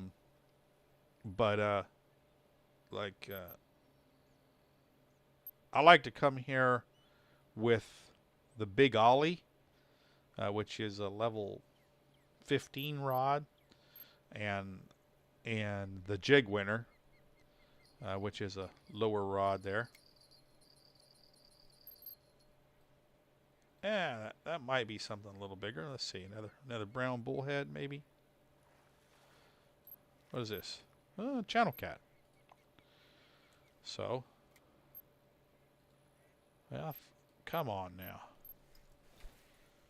Where is that big mouth buffalo? Let's try it. Come on, it's biting pretty fast, so it's a nice. It's the only place in Fishy Planet you can catch that fish. You don't find it in any other area except for right here. Now, I actually fish for smallmouth buffalo in real life. One of my favorite fish to fish for in the U.S., especially here in Texas where I live. The smallmouth buffalo, I love catching them because, like the peacock bass in Brazil, they are one of the hardest fighting fish in American freshwater. If you want a fish that fights for all get out, you need to fish for the smallmouth buffalo. They get up to 40 pounds. It is not hard to catch a 20 or 30 pounder. They're hard to catch. They're a very challenging fish to fish for. Most people catch them with nets because they're kind of hard to catch on hook and line. You can catch them on corn, just like this. In real life, you would use whole kernel corn to catch them, just like carp. You can also catch them on a custom bait. There's a kind of a guy here in Texas who's kind of like the really, really well known for catching smallmouth buffalo, and he just takes plain old all-purpose flour and mix it with imitation vanilla, and kind of makes a vanilla-smelling dough bait, and he catches them with that. He says it works really good. I've tried that. I haven't had a lot of luck. I've caught a lot of smallmouth buffalo on corn, but not. I've never caught. I've tried his mixture. It doesn't work for me. He says, and I've been to his. He has a bait and tackle store in Abilene, Texas, and he's caught like the Texas records and stuff like that. He swears that that's worked for him, but it's not worked for me. So I just go with corn, just like this. But this is getting boring. All right, let's take a little drive-z around here. And we've already caught the peacock bass, both unis here, so we'll go up to the next hole. Let's just go this way.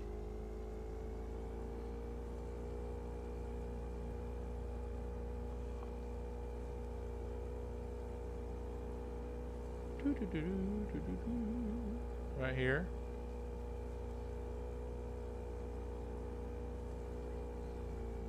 You see that it's starting to come around this bend here.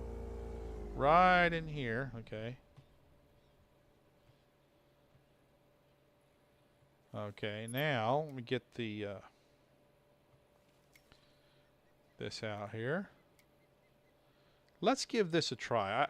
I've never actually tried to catch the unique speckled peacock bass on this lure, but it worked really good, and I didn't get so many misses. So let's just give it a try. If we don't catch it on the first. Now, you generally will catch your the bass toward the ends of the hole. This is a really long hole. It's kind of wide. But the bigger ones tend to be towards the end of it. I love this lure, man. It just, when something hits it, you hook them.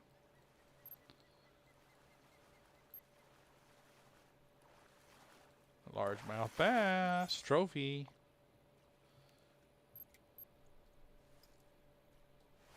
I'm gonna not throw so far this time because I'm kind of right at the end of the hole here, and it's close to this bank here. So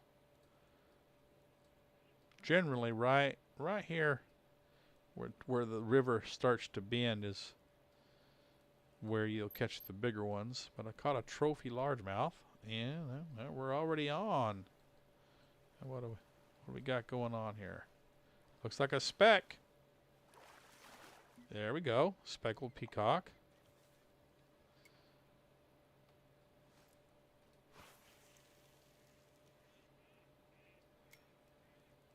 Every one of these little holes in these little twisty windy things is going to be the same thing. Just go from hole to hole catching them.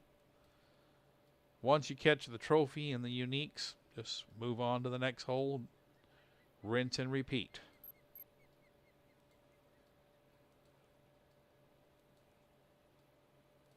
Come on.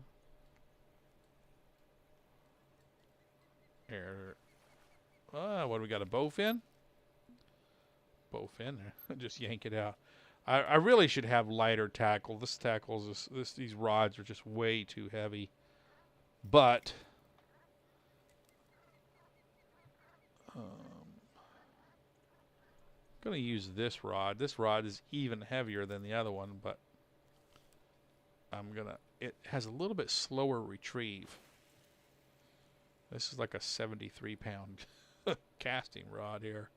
So way overpowered for these fish, but the retrieve is a little slower. And I think that's what was killing me on that other one, because so many fish were missing it. You really want to be slow on this popper. You don't want to be moving too fast. You want to jerk and then give it a little bit of a delay. Just about a second.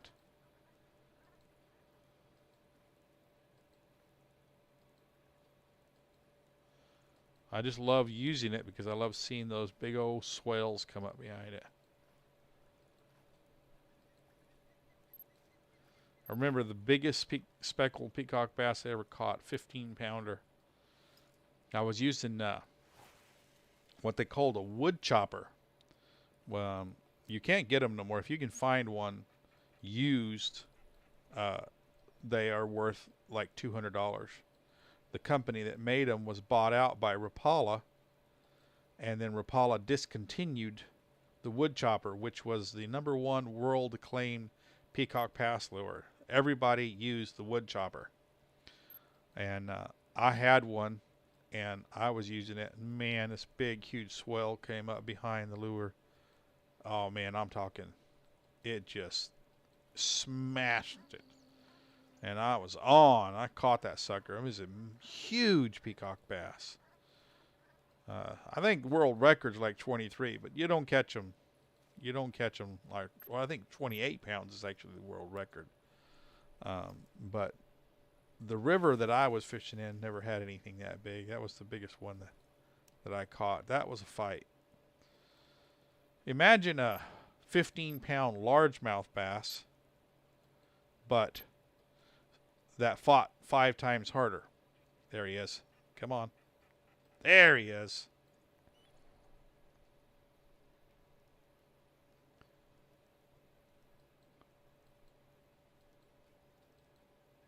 What is this? Long-nosed gar. Trophy long-nosed gar. Cool. Cool. I didn't see what it was.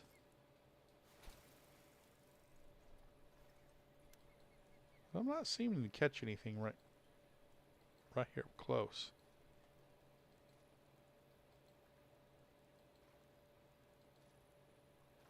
Ah, that was him right there.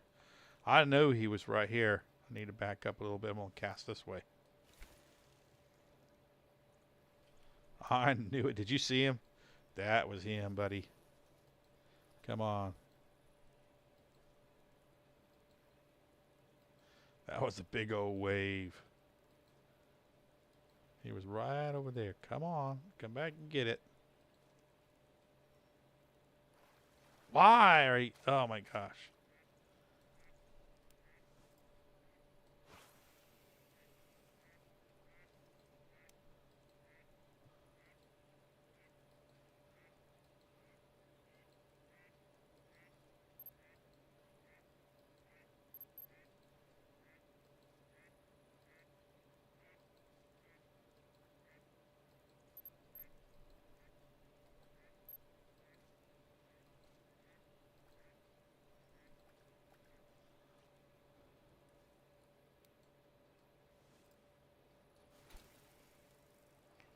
he was right there, but he just missed it twice. I don't know if I can get him to come up a third time.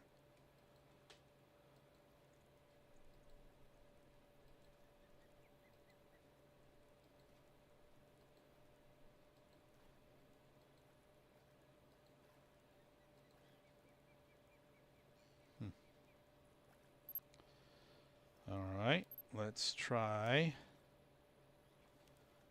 Now that we know where he's at, let's change the lure up here. Pull out a different rod. Let's see here. Maybe we can get him to get interested in something different here.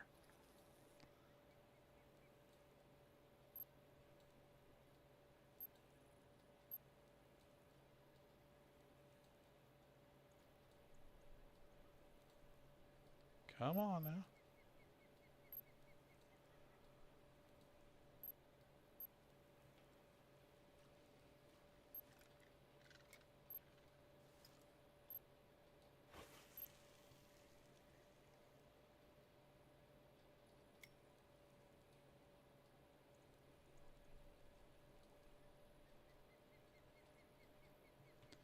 I'll tell you what, this lure does not miss. They hit it, they got it.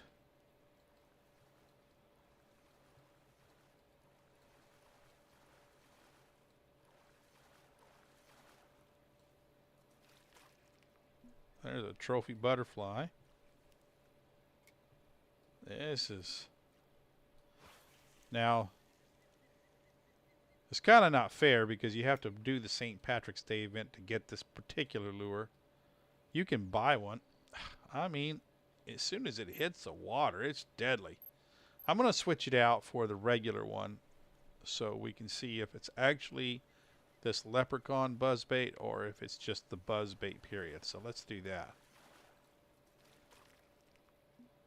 Butterfly. So whenever you've got a tail on there, you can't switch the lure.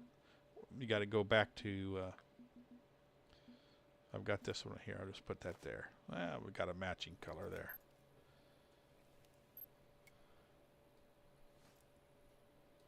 Let's see. Is it the leprechaun buzzbait or is it just buzzbait period that's so successful? Well, I had a hit already, but no. He missed it. This is a little bit bigger hook. It's a 5/0, so smaller fish are going to miss it more frequently.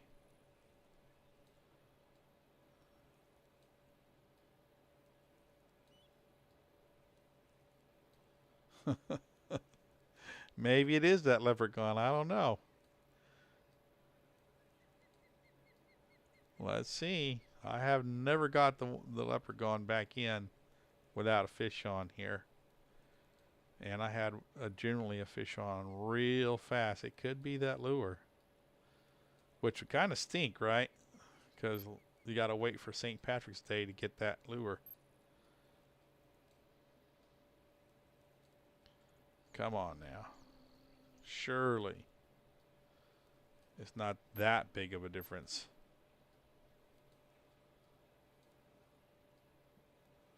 Not even a swing. Come on now. Don't do this to me. I always like to try to use in my streams lures that everyone else can get. I really hate it myself when I'm like, oh man, I can't do this. And some person says, well, you got to have the patriotic lure that you get in the 4th of July event, or, you know, which was canceled this year because of the Maldives release. So, oh, well, wait a whole another year to get this one lure that works really good. No way, not. Oh, come on. I hate that, guys. That stinks. It is that lure. I mean, I'm not getting hit.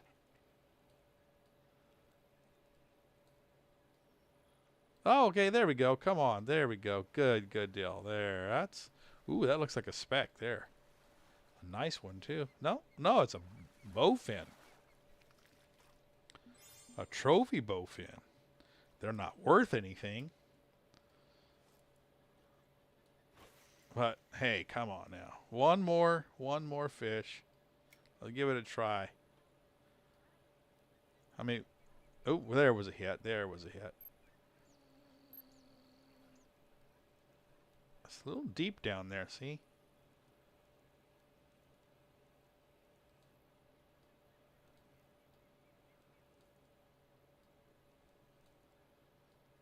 Come on. We'll go to the next hole after this.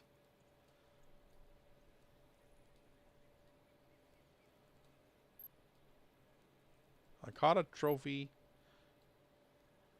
Yeah, okay. So it's not working too bad. Not quite as effective as...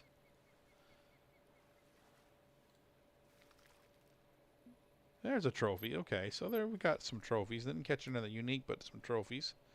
Alright, let's go to the back here and let's go to the next hole.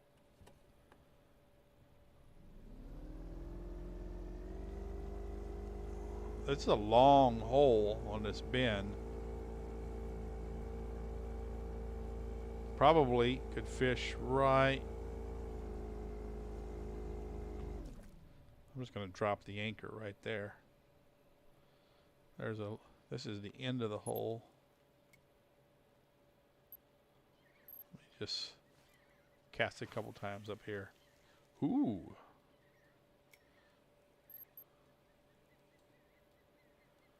See, they like the ends a little bit better than the middles.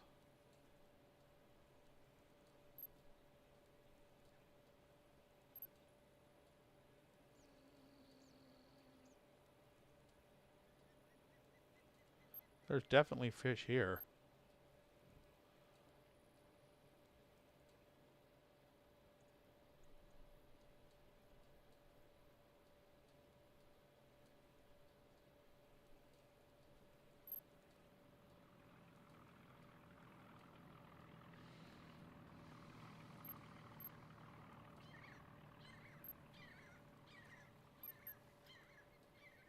That's a weird sounding fish. I mean bird.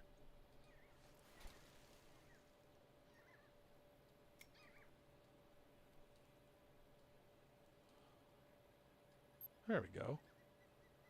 Come on. Nice speck. Trophy speck. Alright. Come on. Well, let's see if that unique's in there. Again, I've never caught a unique speckled peacock bass on anything else but the major popper, but it's kind of the way it is sometimes. You get used to using one thing and then you don't try anything else. So it doesn't mean you can't. I just know that when I was trying to catch the unique for the very first time, I went through every lure that I could think of and I couldn't catch it except on the major popper. So, but I don't know if I used the buzzbait. There's a lot of lures to try.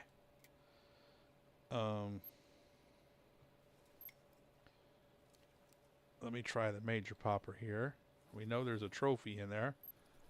Maybe there's a unique.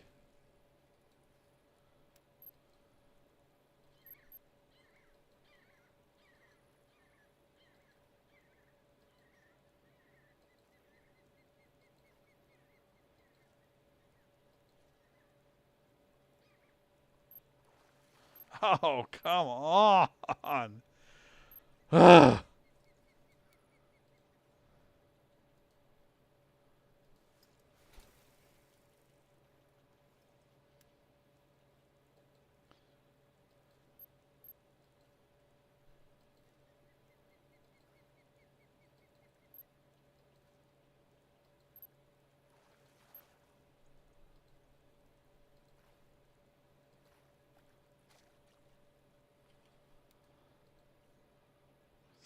I mean, what is it? What is it? They're not hitting it.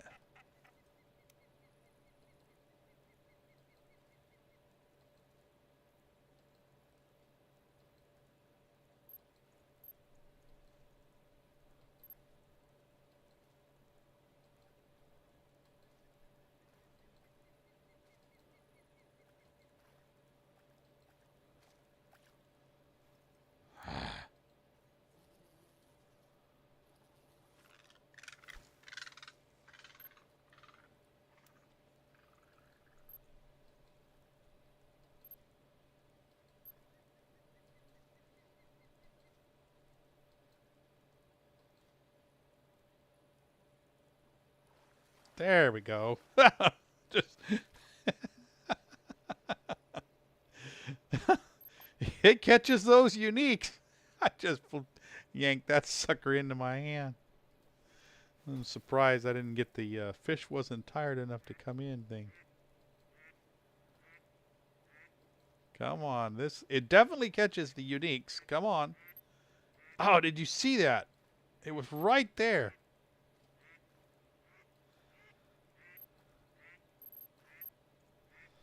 Okay, I'm gonna actually move back a little bit because it's getting so close here. I gotta drop. I'm gonna move this direction. I'm too close in to where they're at.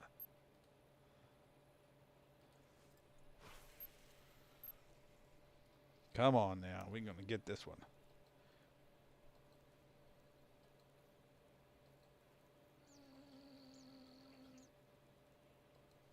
Come on. There. What in the world? Oh, another long-nosed gar.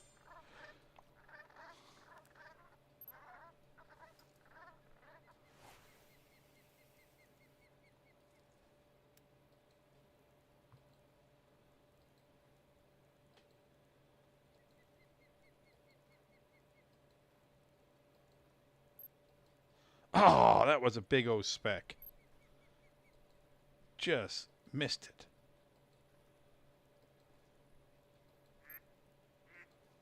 Oh.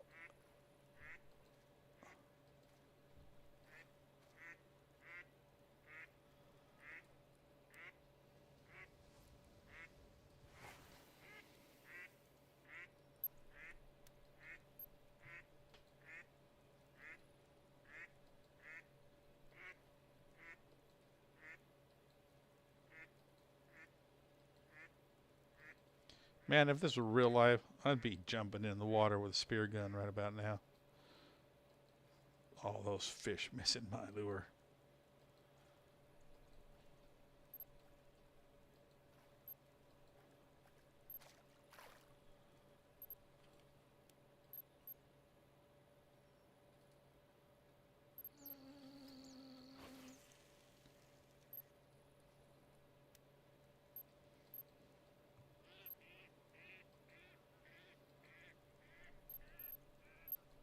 There we go. There we go. What is this? What is this?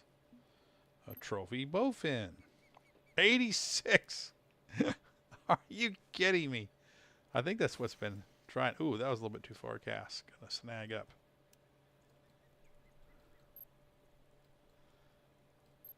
I think that was what was trying to hit it there.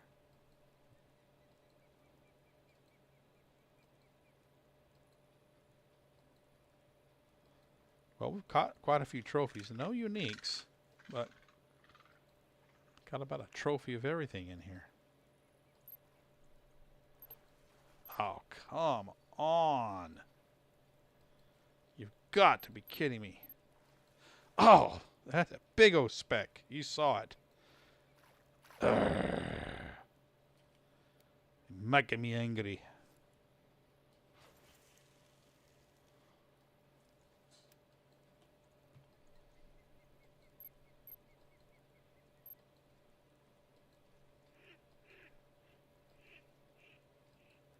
It is exciting to watch them come up and try to hit it, but it is frustrating to watch them miss it.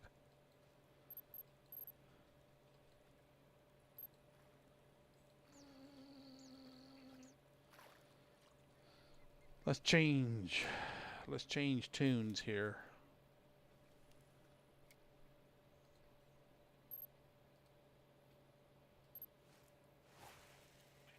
We know he's there.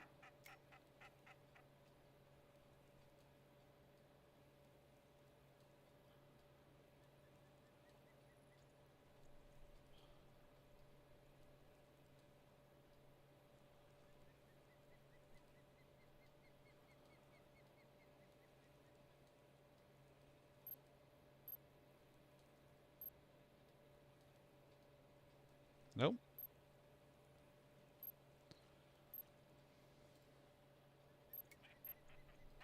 Try one more cast up in there.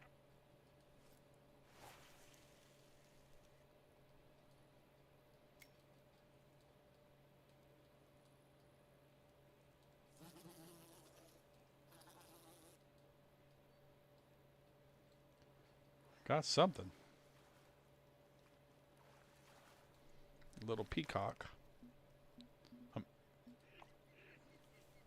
Little butterfly.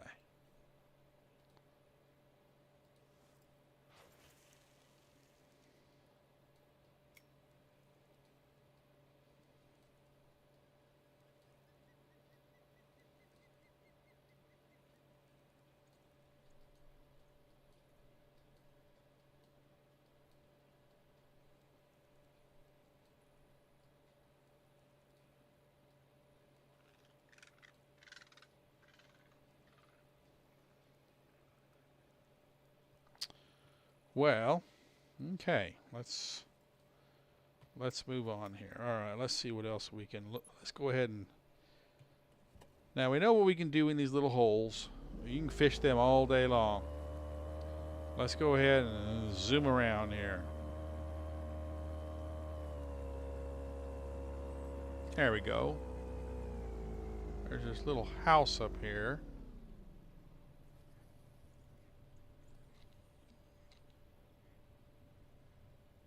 I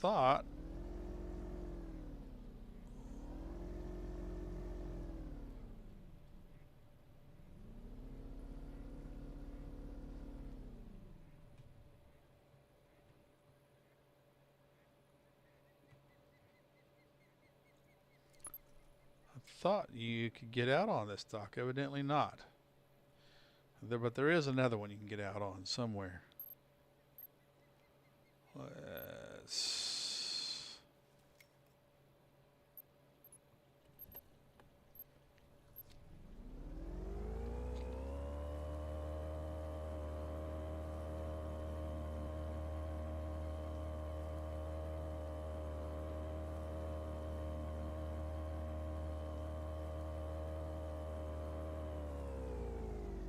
Here's the one you can get out on. Here's a dock you can get out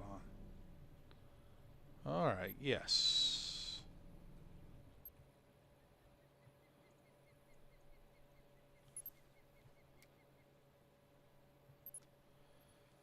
Alright, now you can get out here on this dock and let's see. Aim towards that right there. And let's see what our map says. I'm aiming it's a little bit off to the side here. So let's go ahead and see what we can pull up here. I'm gonna change out my hook sizes here for my favorite hook of all, the X series. 4-aught.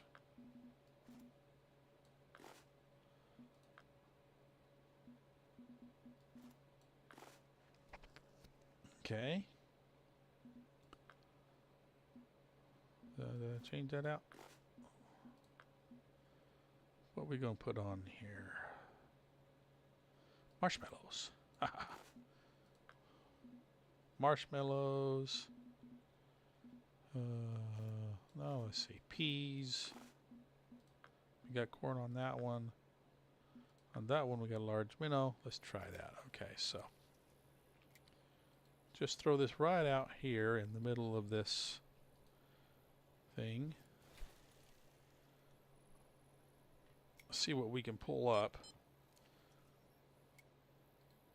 We know there's channel cat. We know there's bullhead. They'll all bite. You're like, marshmallows? You really fish with marshmallows? Actually, in this game, marshmallows will pretty much catch everything. It's kind of a secret bait. I don't know if they work in real life, but they do sure work in Fishing Planet. Oops.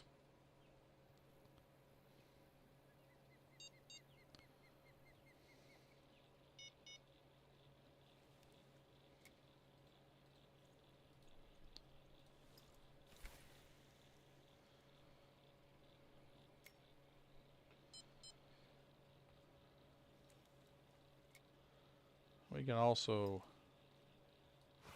throw a lure here while we're fishing.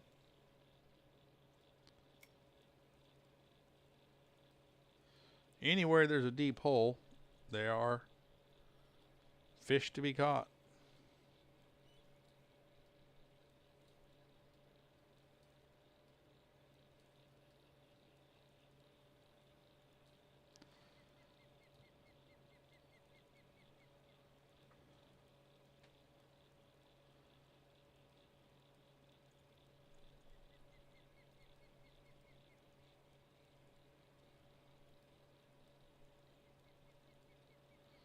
But like I said, if I'm going to fish freshwater at Blue Crab, I like to come here with lighter equipment because the freshwater fish just aren't that big.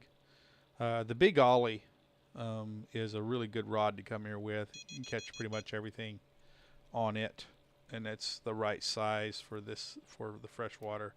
The heavy equipment, this is level 63 heavy equipment, so it doesn't really go good here. Normally I'd have switched everything out, but let's look at our time. Let's switch to a little bit better time here. Okay.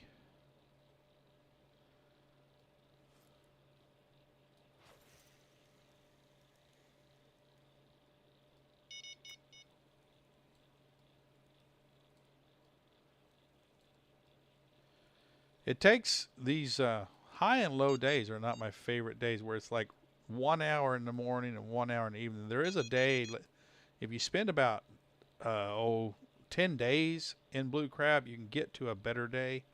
I'll show you what I'm talking about. It's where like half the day is really good fishing time.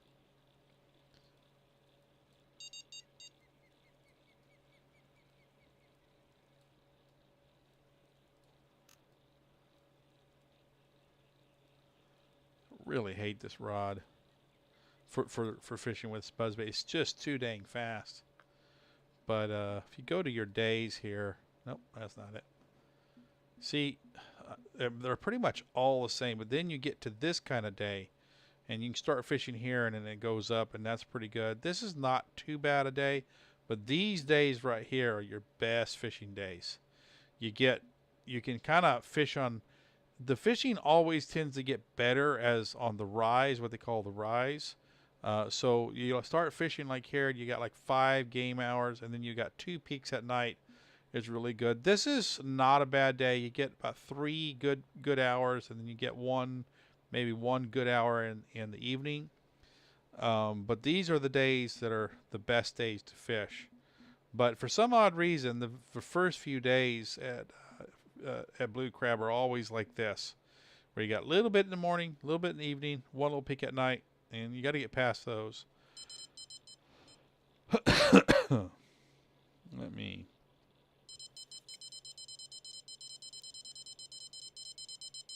All right, we got something on the large minnow.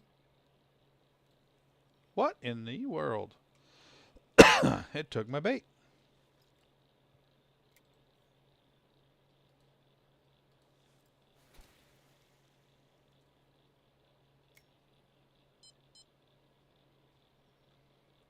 That's not what I want to do.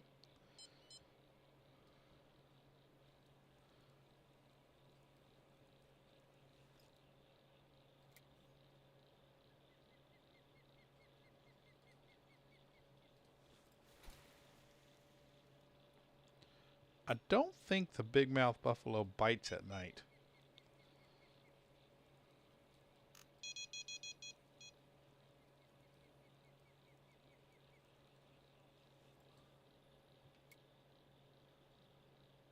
Let's see what else we got here.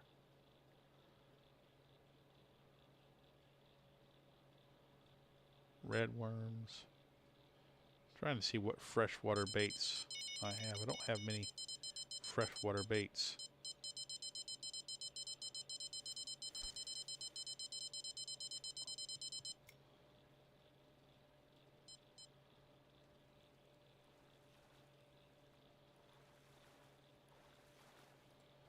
Oh, a bowfin.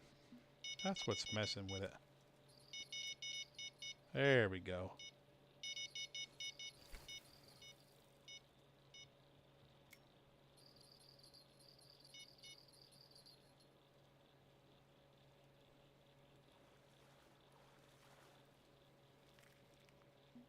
channel catfish.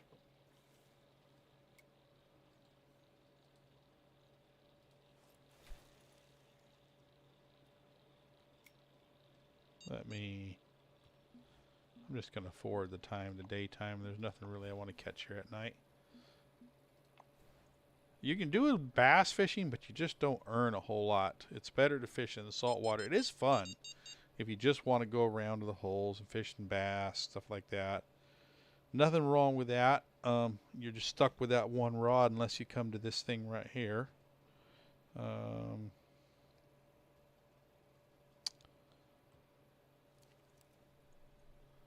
That's what I wanted to do. Cast over there. See how far it is to the other side. About 158 feet. Let's see. Are there any?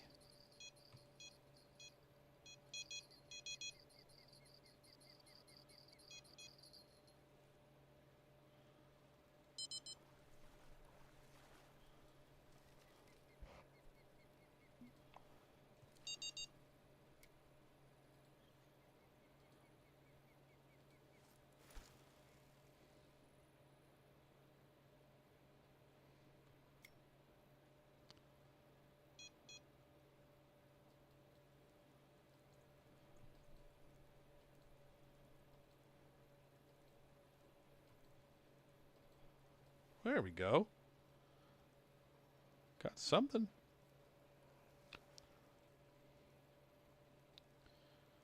This is one of the very few places on the freshwater side that you can actually put some rods down.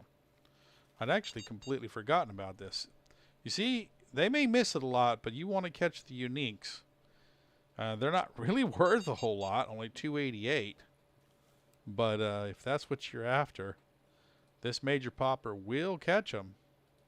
You're just going to miss a lot of fish.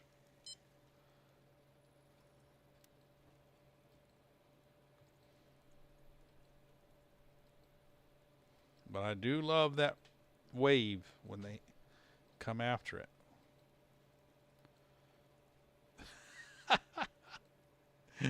Knocked it clean out of the water.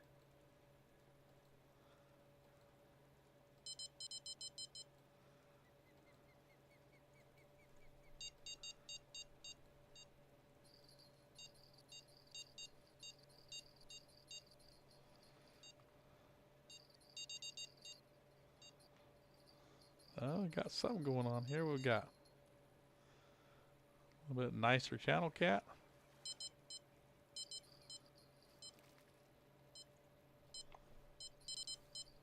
Nothing to write home about, that's for sure. Some small fish here. This is, I think, the red worm. We should catch like some kind of bluegill, red ear sunfish. We're gonna catch her. A bluegill on a 4-aught hook, man. I've never caught a bluegill on a 4-aught hook in my life. But hey.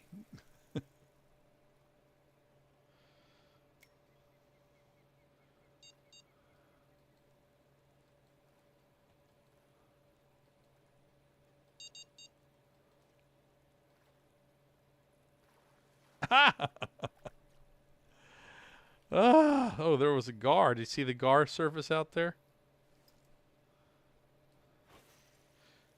You know what? Why haven't yeah, the alligator gar. You have to go to Quitchin to get the alligator gar.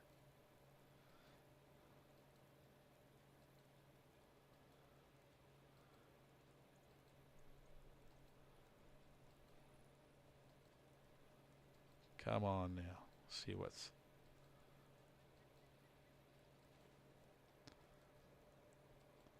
Ooh, long-nosed gar. Bam!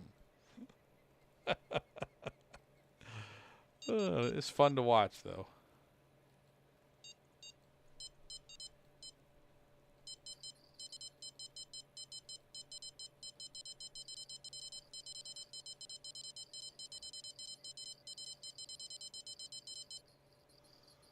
Another worm one? No, corn. What we got going on here? Something.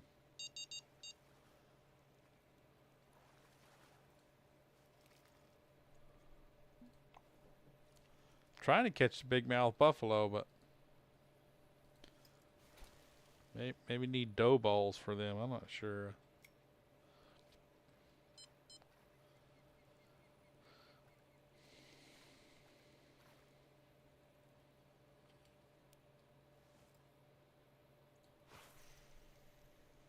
See that old gar coming out there.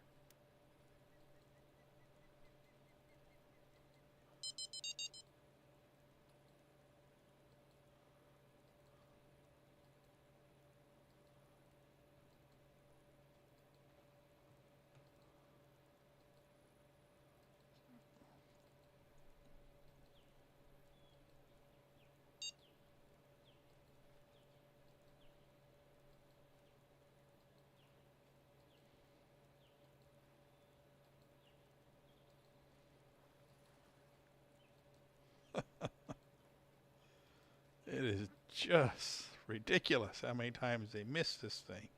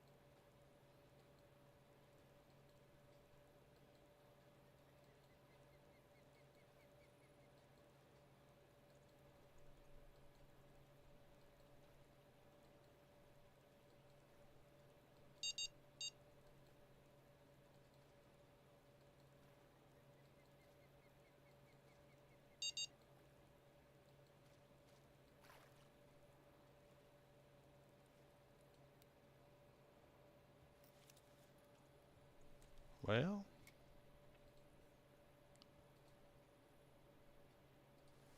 cast this.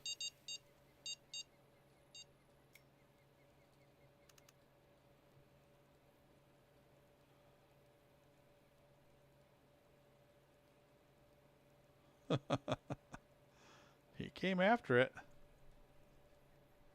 There we go.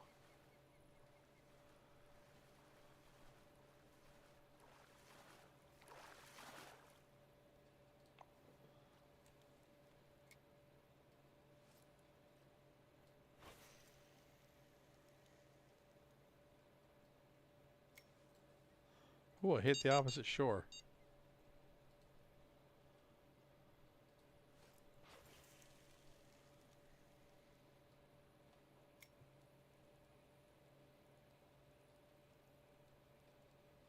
Just do the top retrieve here. Come on. Ah, see, they miss a lot when you're using the top wire. So not, there we go. But they do hit a little bit more better here. What we got this? Little bitty fish. Little shoal bass maybe? No, largemouth.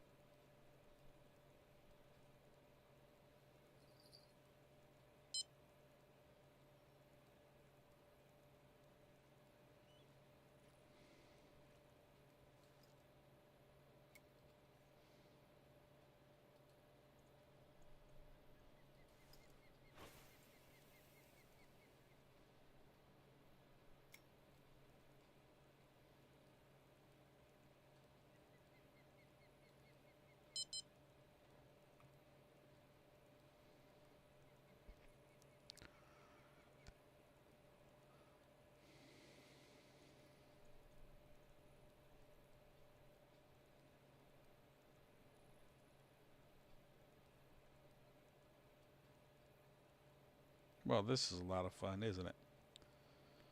Not really.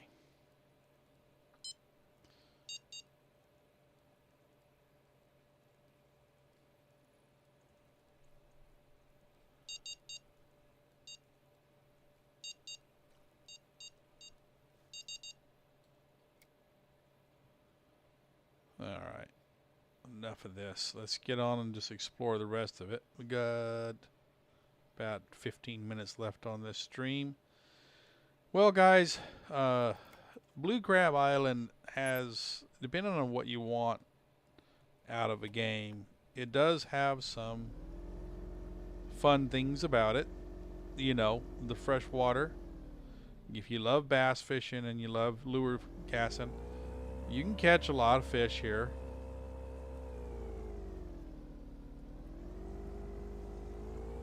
Every one of the, like I'm going over a little deep pool right here. Every one of these is a place you can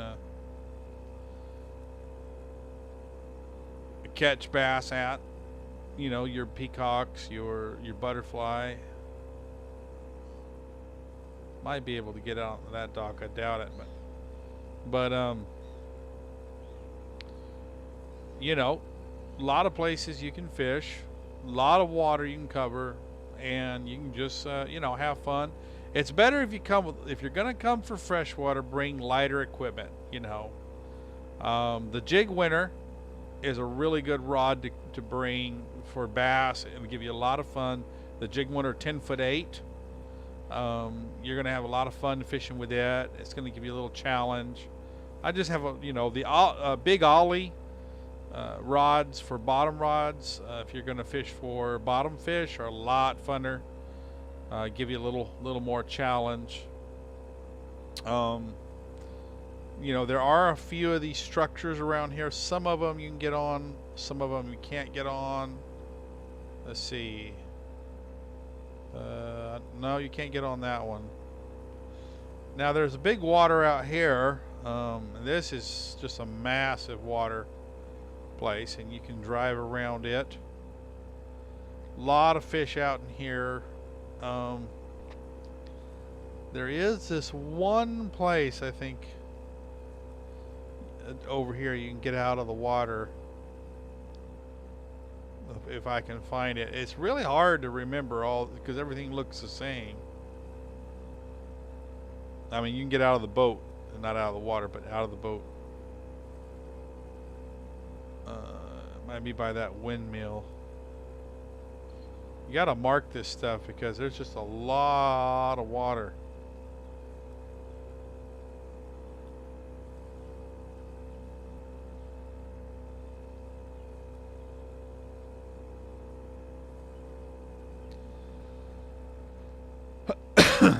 Well, I wish Fishing Planet would sell a small bass boat that had rod holders, kind of like this one, or even a little John boat that had rod holders.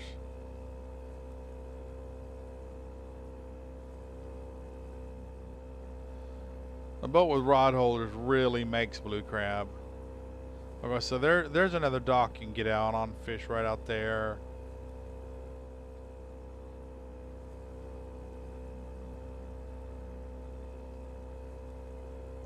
Yeah. Hi there, Craig. Yeah. Oh, you're still here with me. Okay, you went through all that torture, watching me miss all those fish. That was just really not fun.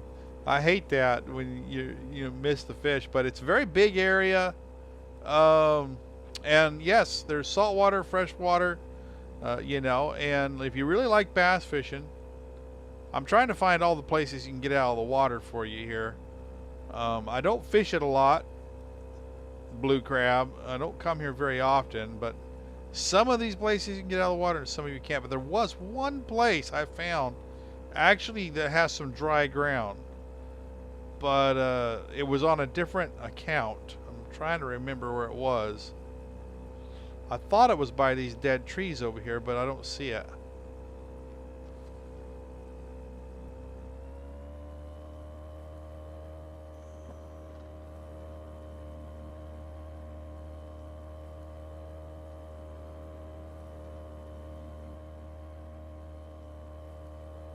Maybe it's by these dead trees over here.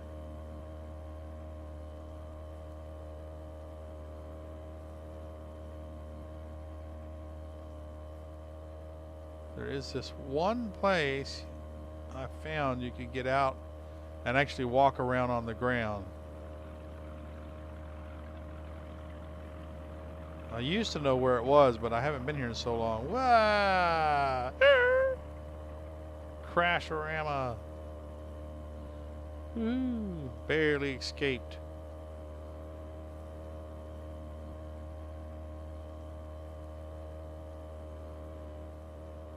Okay, good. So you're a new player. Well, I have a lot of videos for new players. What level are you?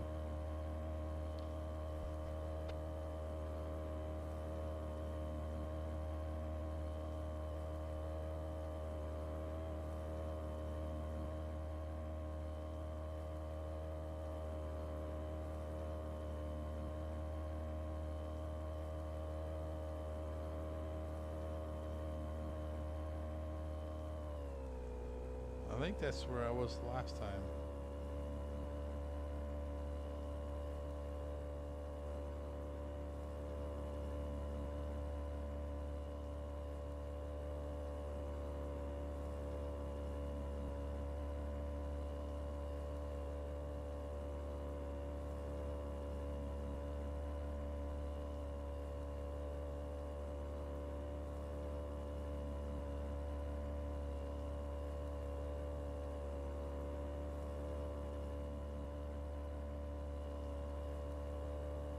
No, that maybe I'm thinking about a different lake. I thought there was a place back in here that had some ground you could get out on the land, but not finding it. So I think it was a different lake I'm thinking about, not this one. Now the question is how do you get out of here? It is sometimes not easy to find your way out once you go through all this stuff.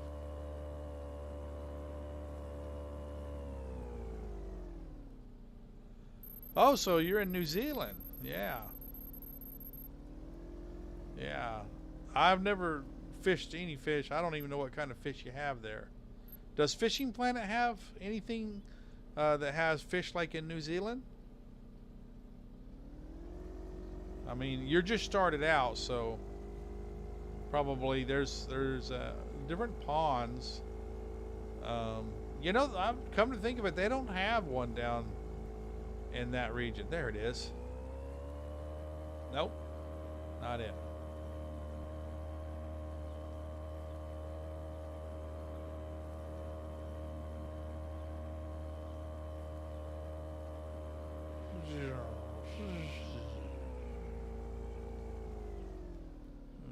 Get out on that dock. Let's zoom out here. I need to get out of here. Okay, here we go.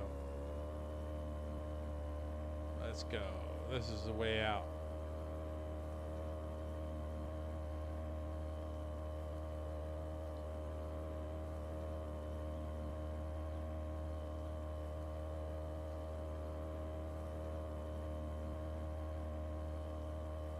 Ah.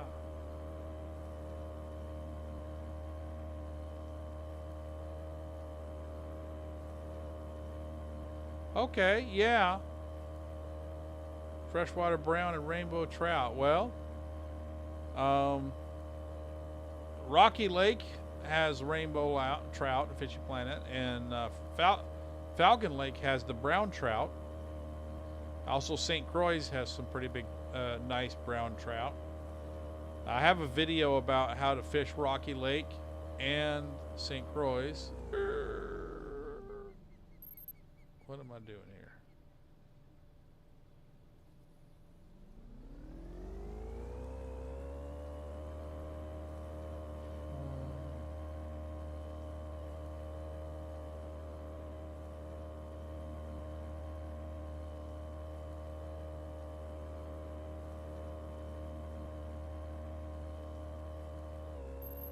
Ah! Whoa. Well, I wrecked. off to the boat repair shop.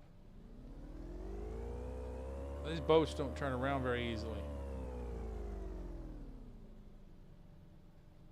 Gotta go a little slower right here. This boat does not cut very fast.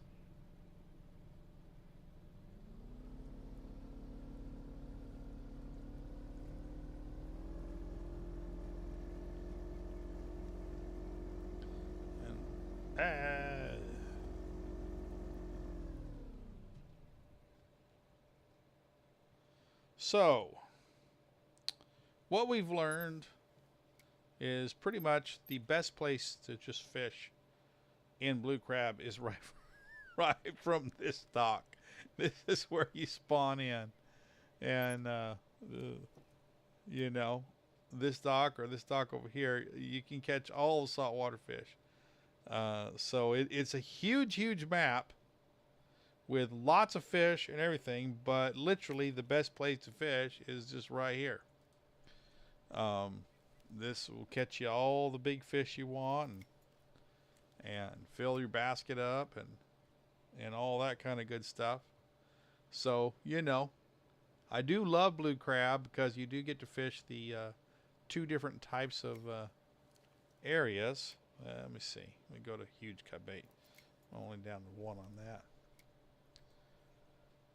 But, you know, I wish they had more shore fishing.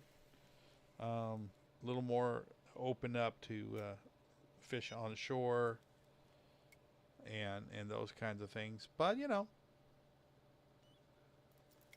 you can't have it all. And I wish they also had boats that had rod holders. That really changes the game in Fishing Planet. There we go. I mean, like I said, I just got here and threw the rod in, and boom, baby, I'm already on. And, you know, I got fish. This is the best place right here. Either one of these docks out by that little stump. And then you can cast anywhere in here and catch fish. This is the best place to fish. Just because there's just everything in saltwater is right here. And, you know, and you can use more than one pole. So if you're coming to blue crab to catch money, there you go. Look at that. 3,000. I mean, there you go. I caught more in that one fish than all the bass that I caught back there, and spent all that time in just that short period of time. So that is basically blue crab, guys. A lot of fish, a lot of fun places, but essentially it's really down to this one spot if you just want to catch a lot of fish. Yeah. Yeah, so like I said, if you watch my videos, if you're at like level 5 to 10, there's other lakes in Fishing Planet if you want to go to fun, like Quitchin Lake and Mudwater and all that and stuff. You can catch different things, but if you just want to like make money, because that's the problem. One thing I'll warn you about is don't do any of the missions, the explorations and stuff like that. Don't do those right off the bat, because they will just eat up all your money, because it'll like buy this rod or buy that bait, and money's real tight when you're starting out and you don't earn a whole lot. So,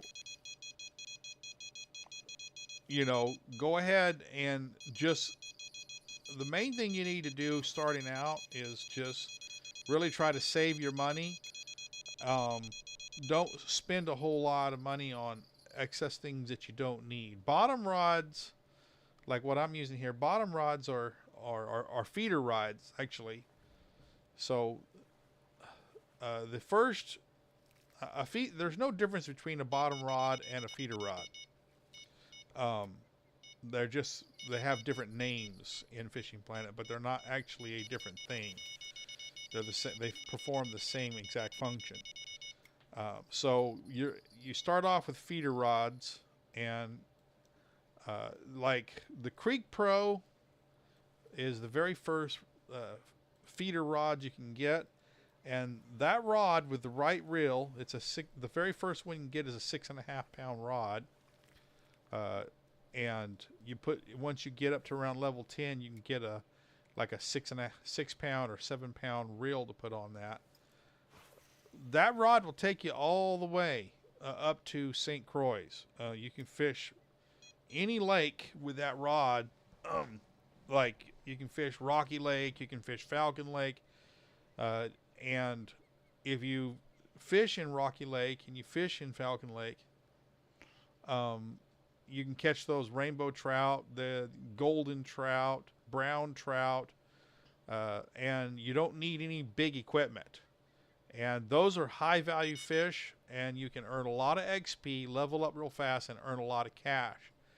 And you just save up your cash, so because the mistake a lot of people do is they're like, oh, I need to buy a bigger feeder rod, I need to buy a bigger float rod, I need to buy a bigger spinning rod, and all that stuff.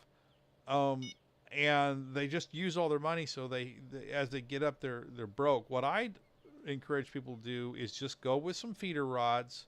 You don't really even need a float rod, and you don't even really need a spinning rod. If you want to, you can for fun, but go with some feeder rods and just grind in Rocky Lake.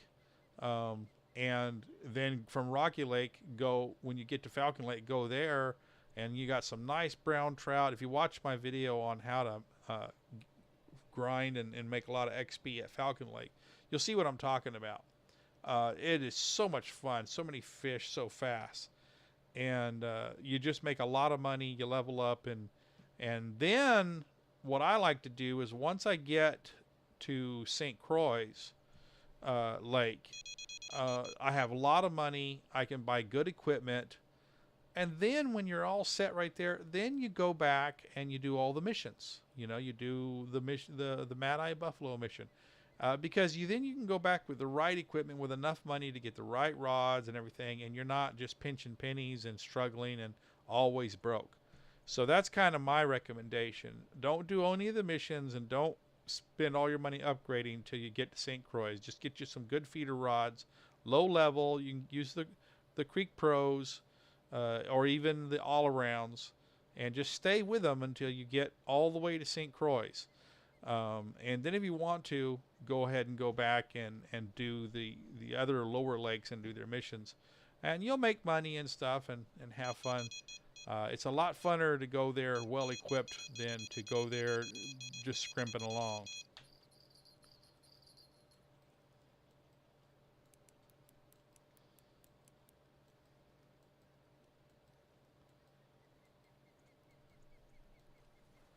But yeah, been streaming for 3 hours. It hasn't been the most successful stream because the first day was just a bad day.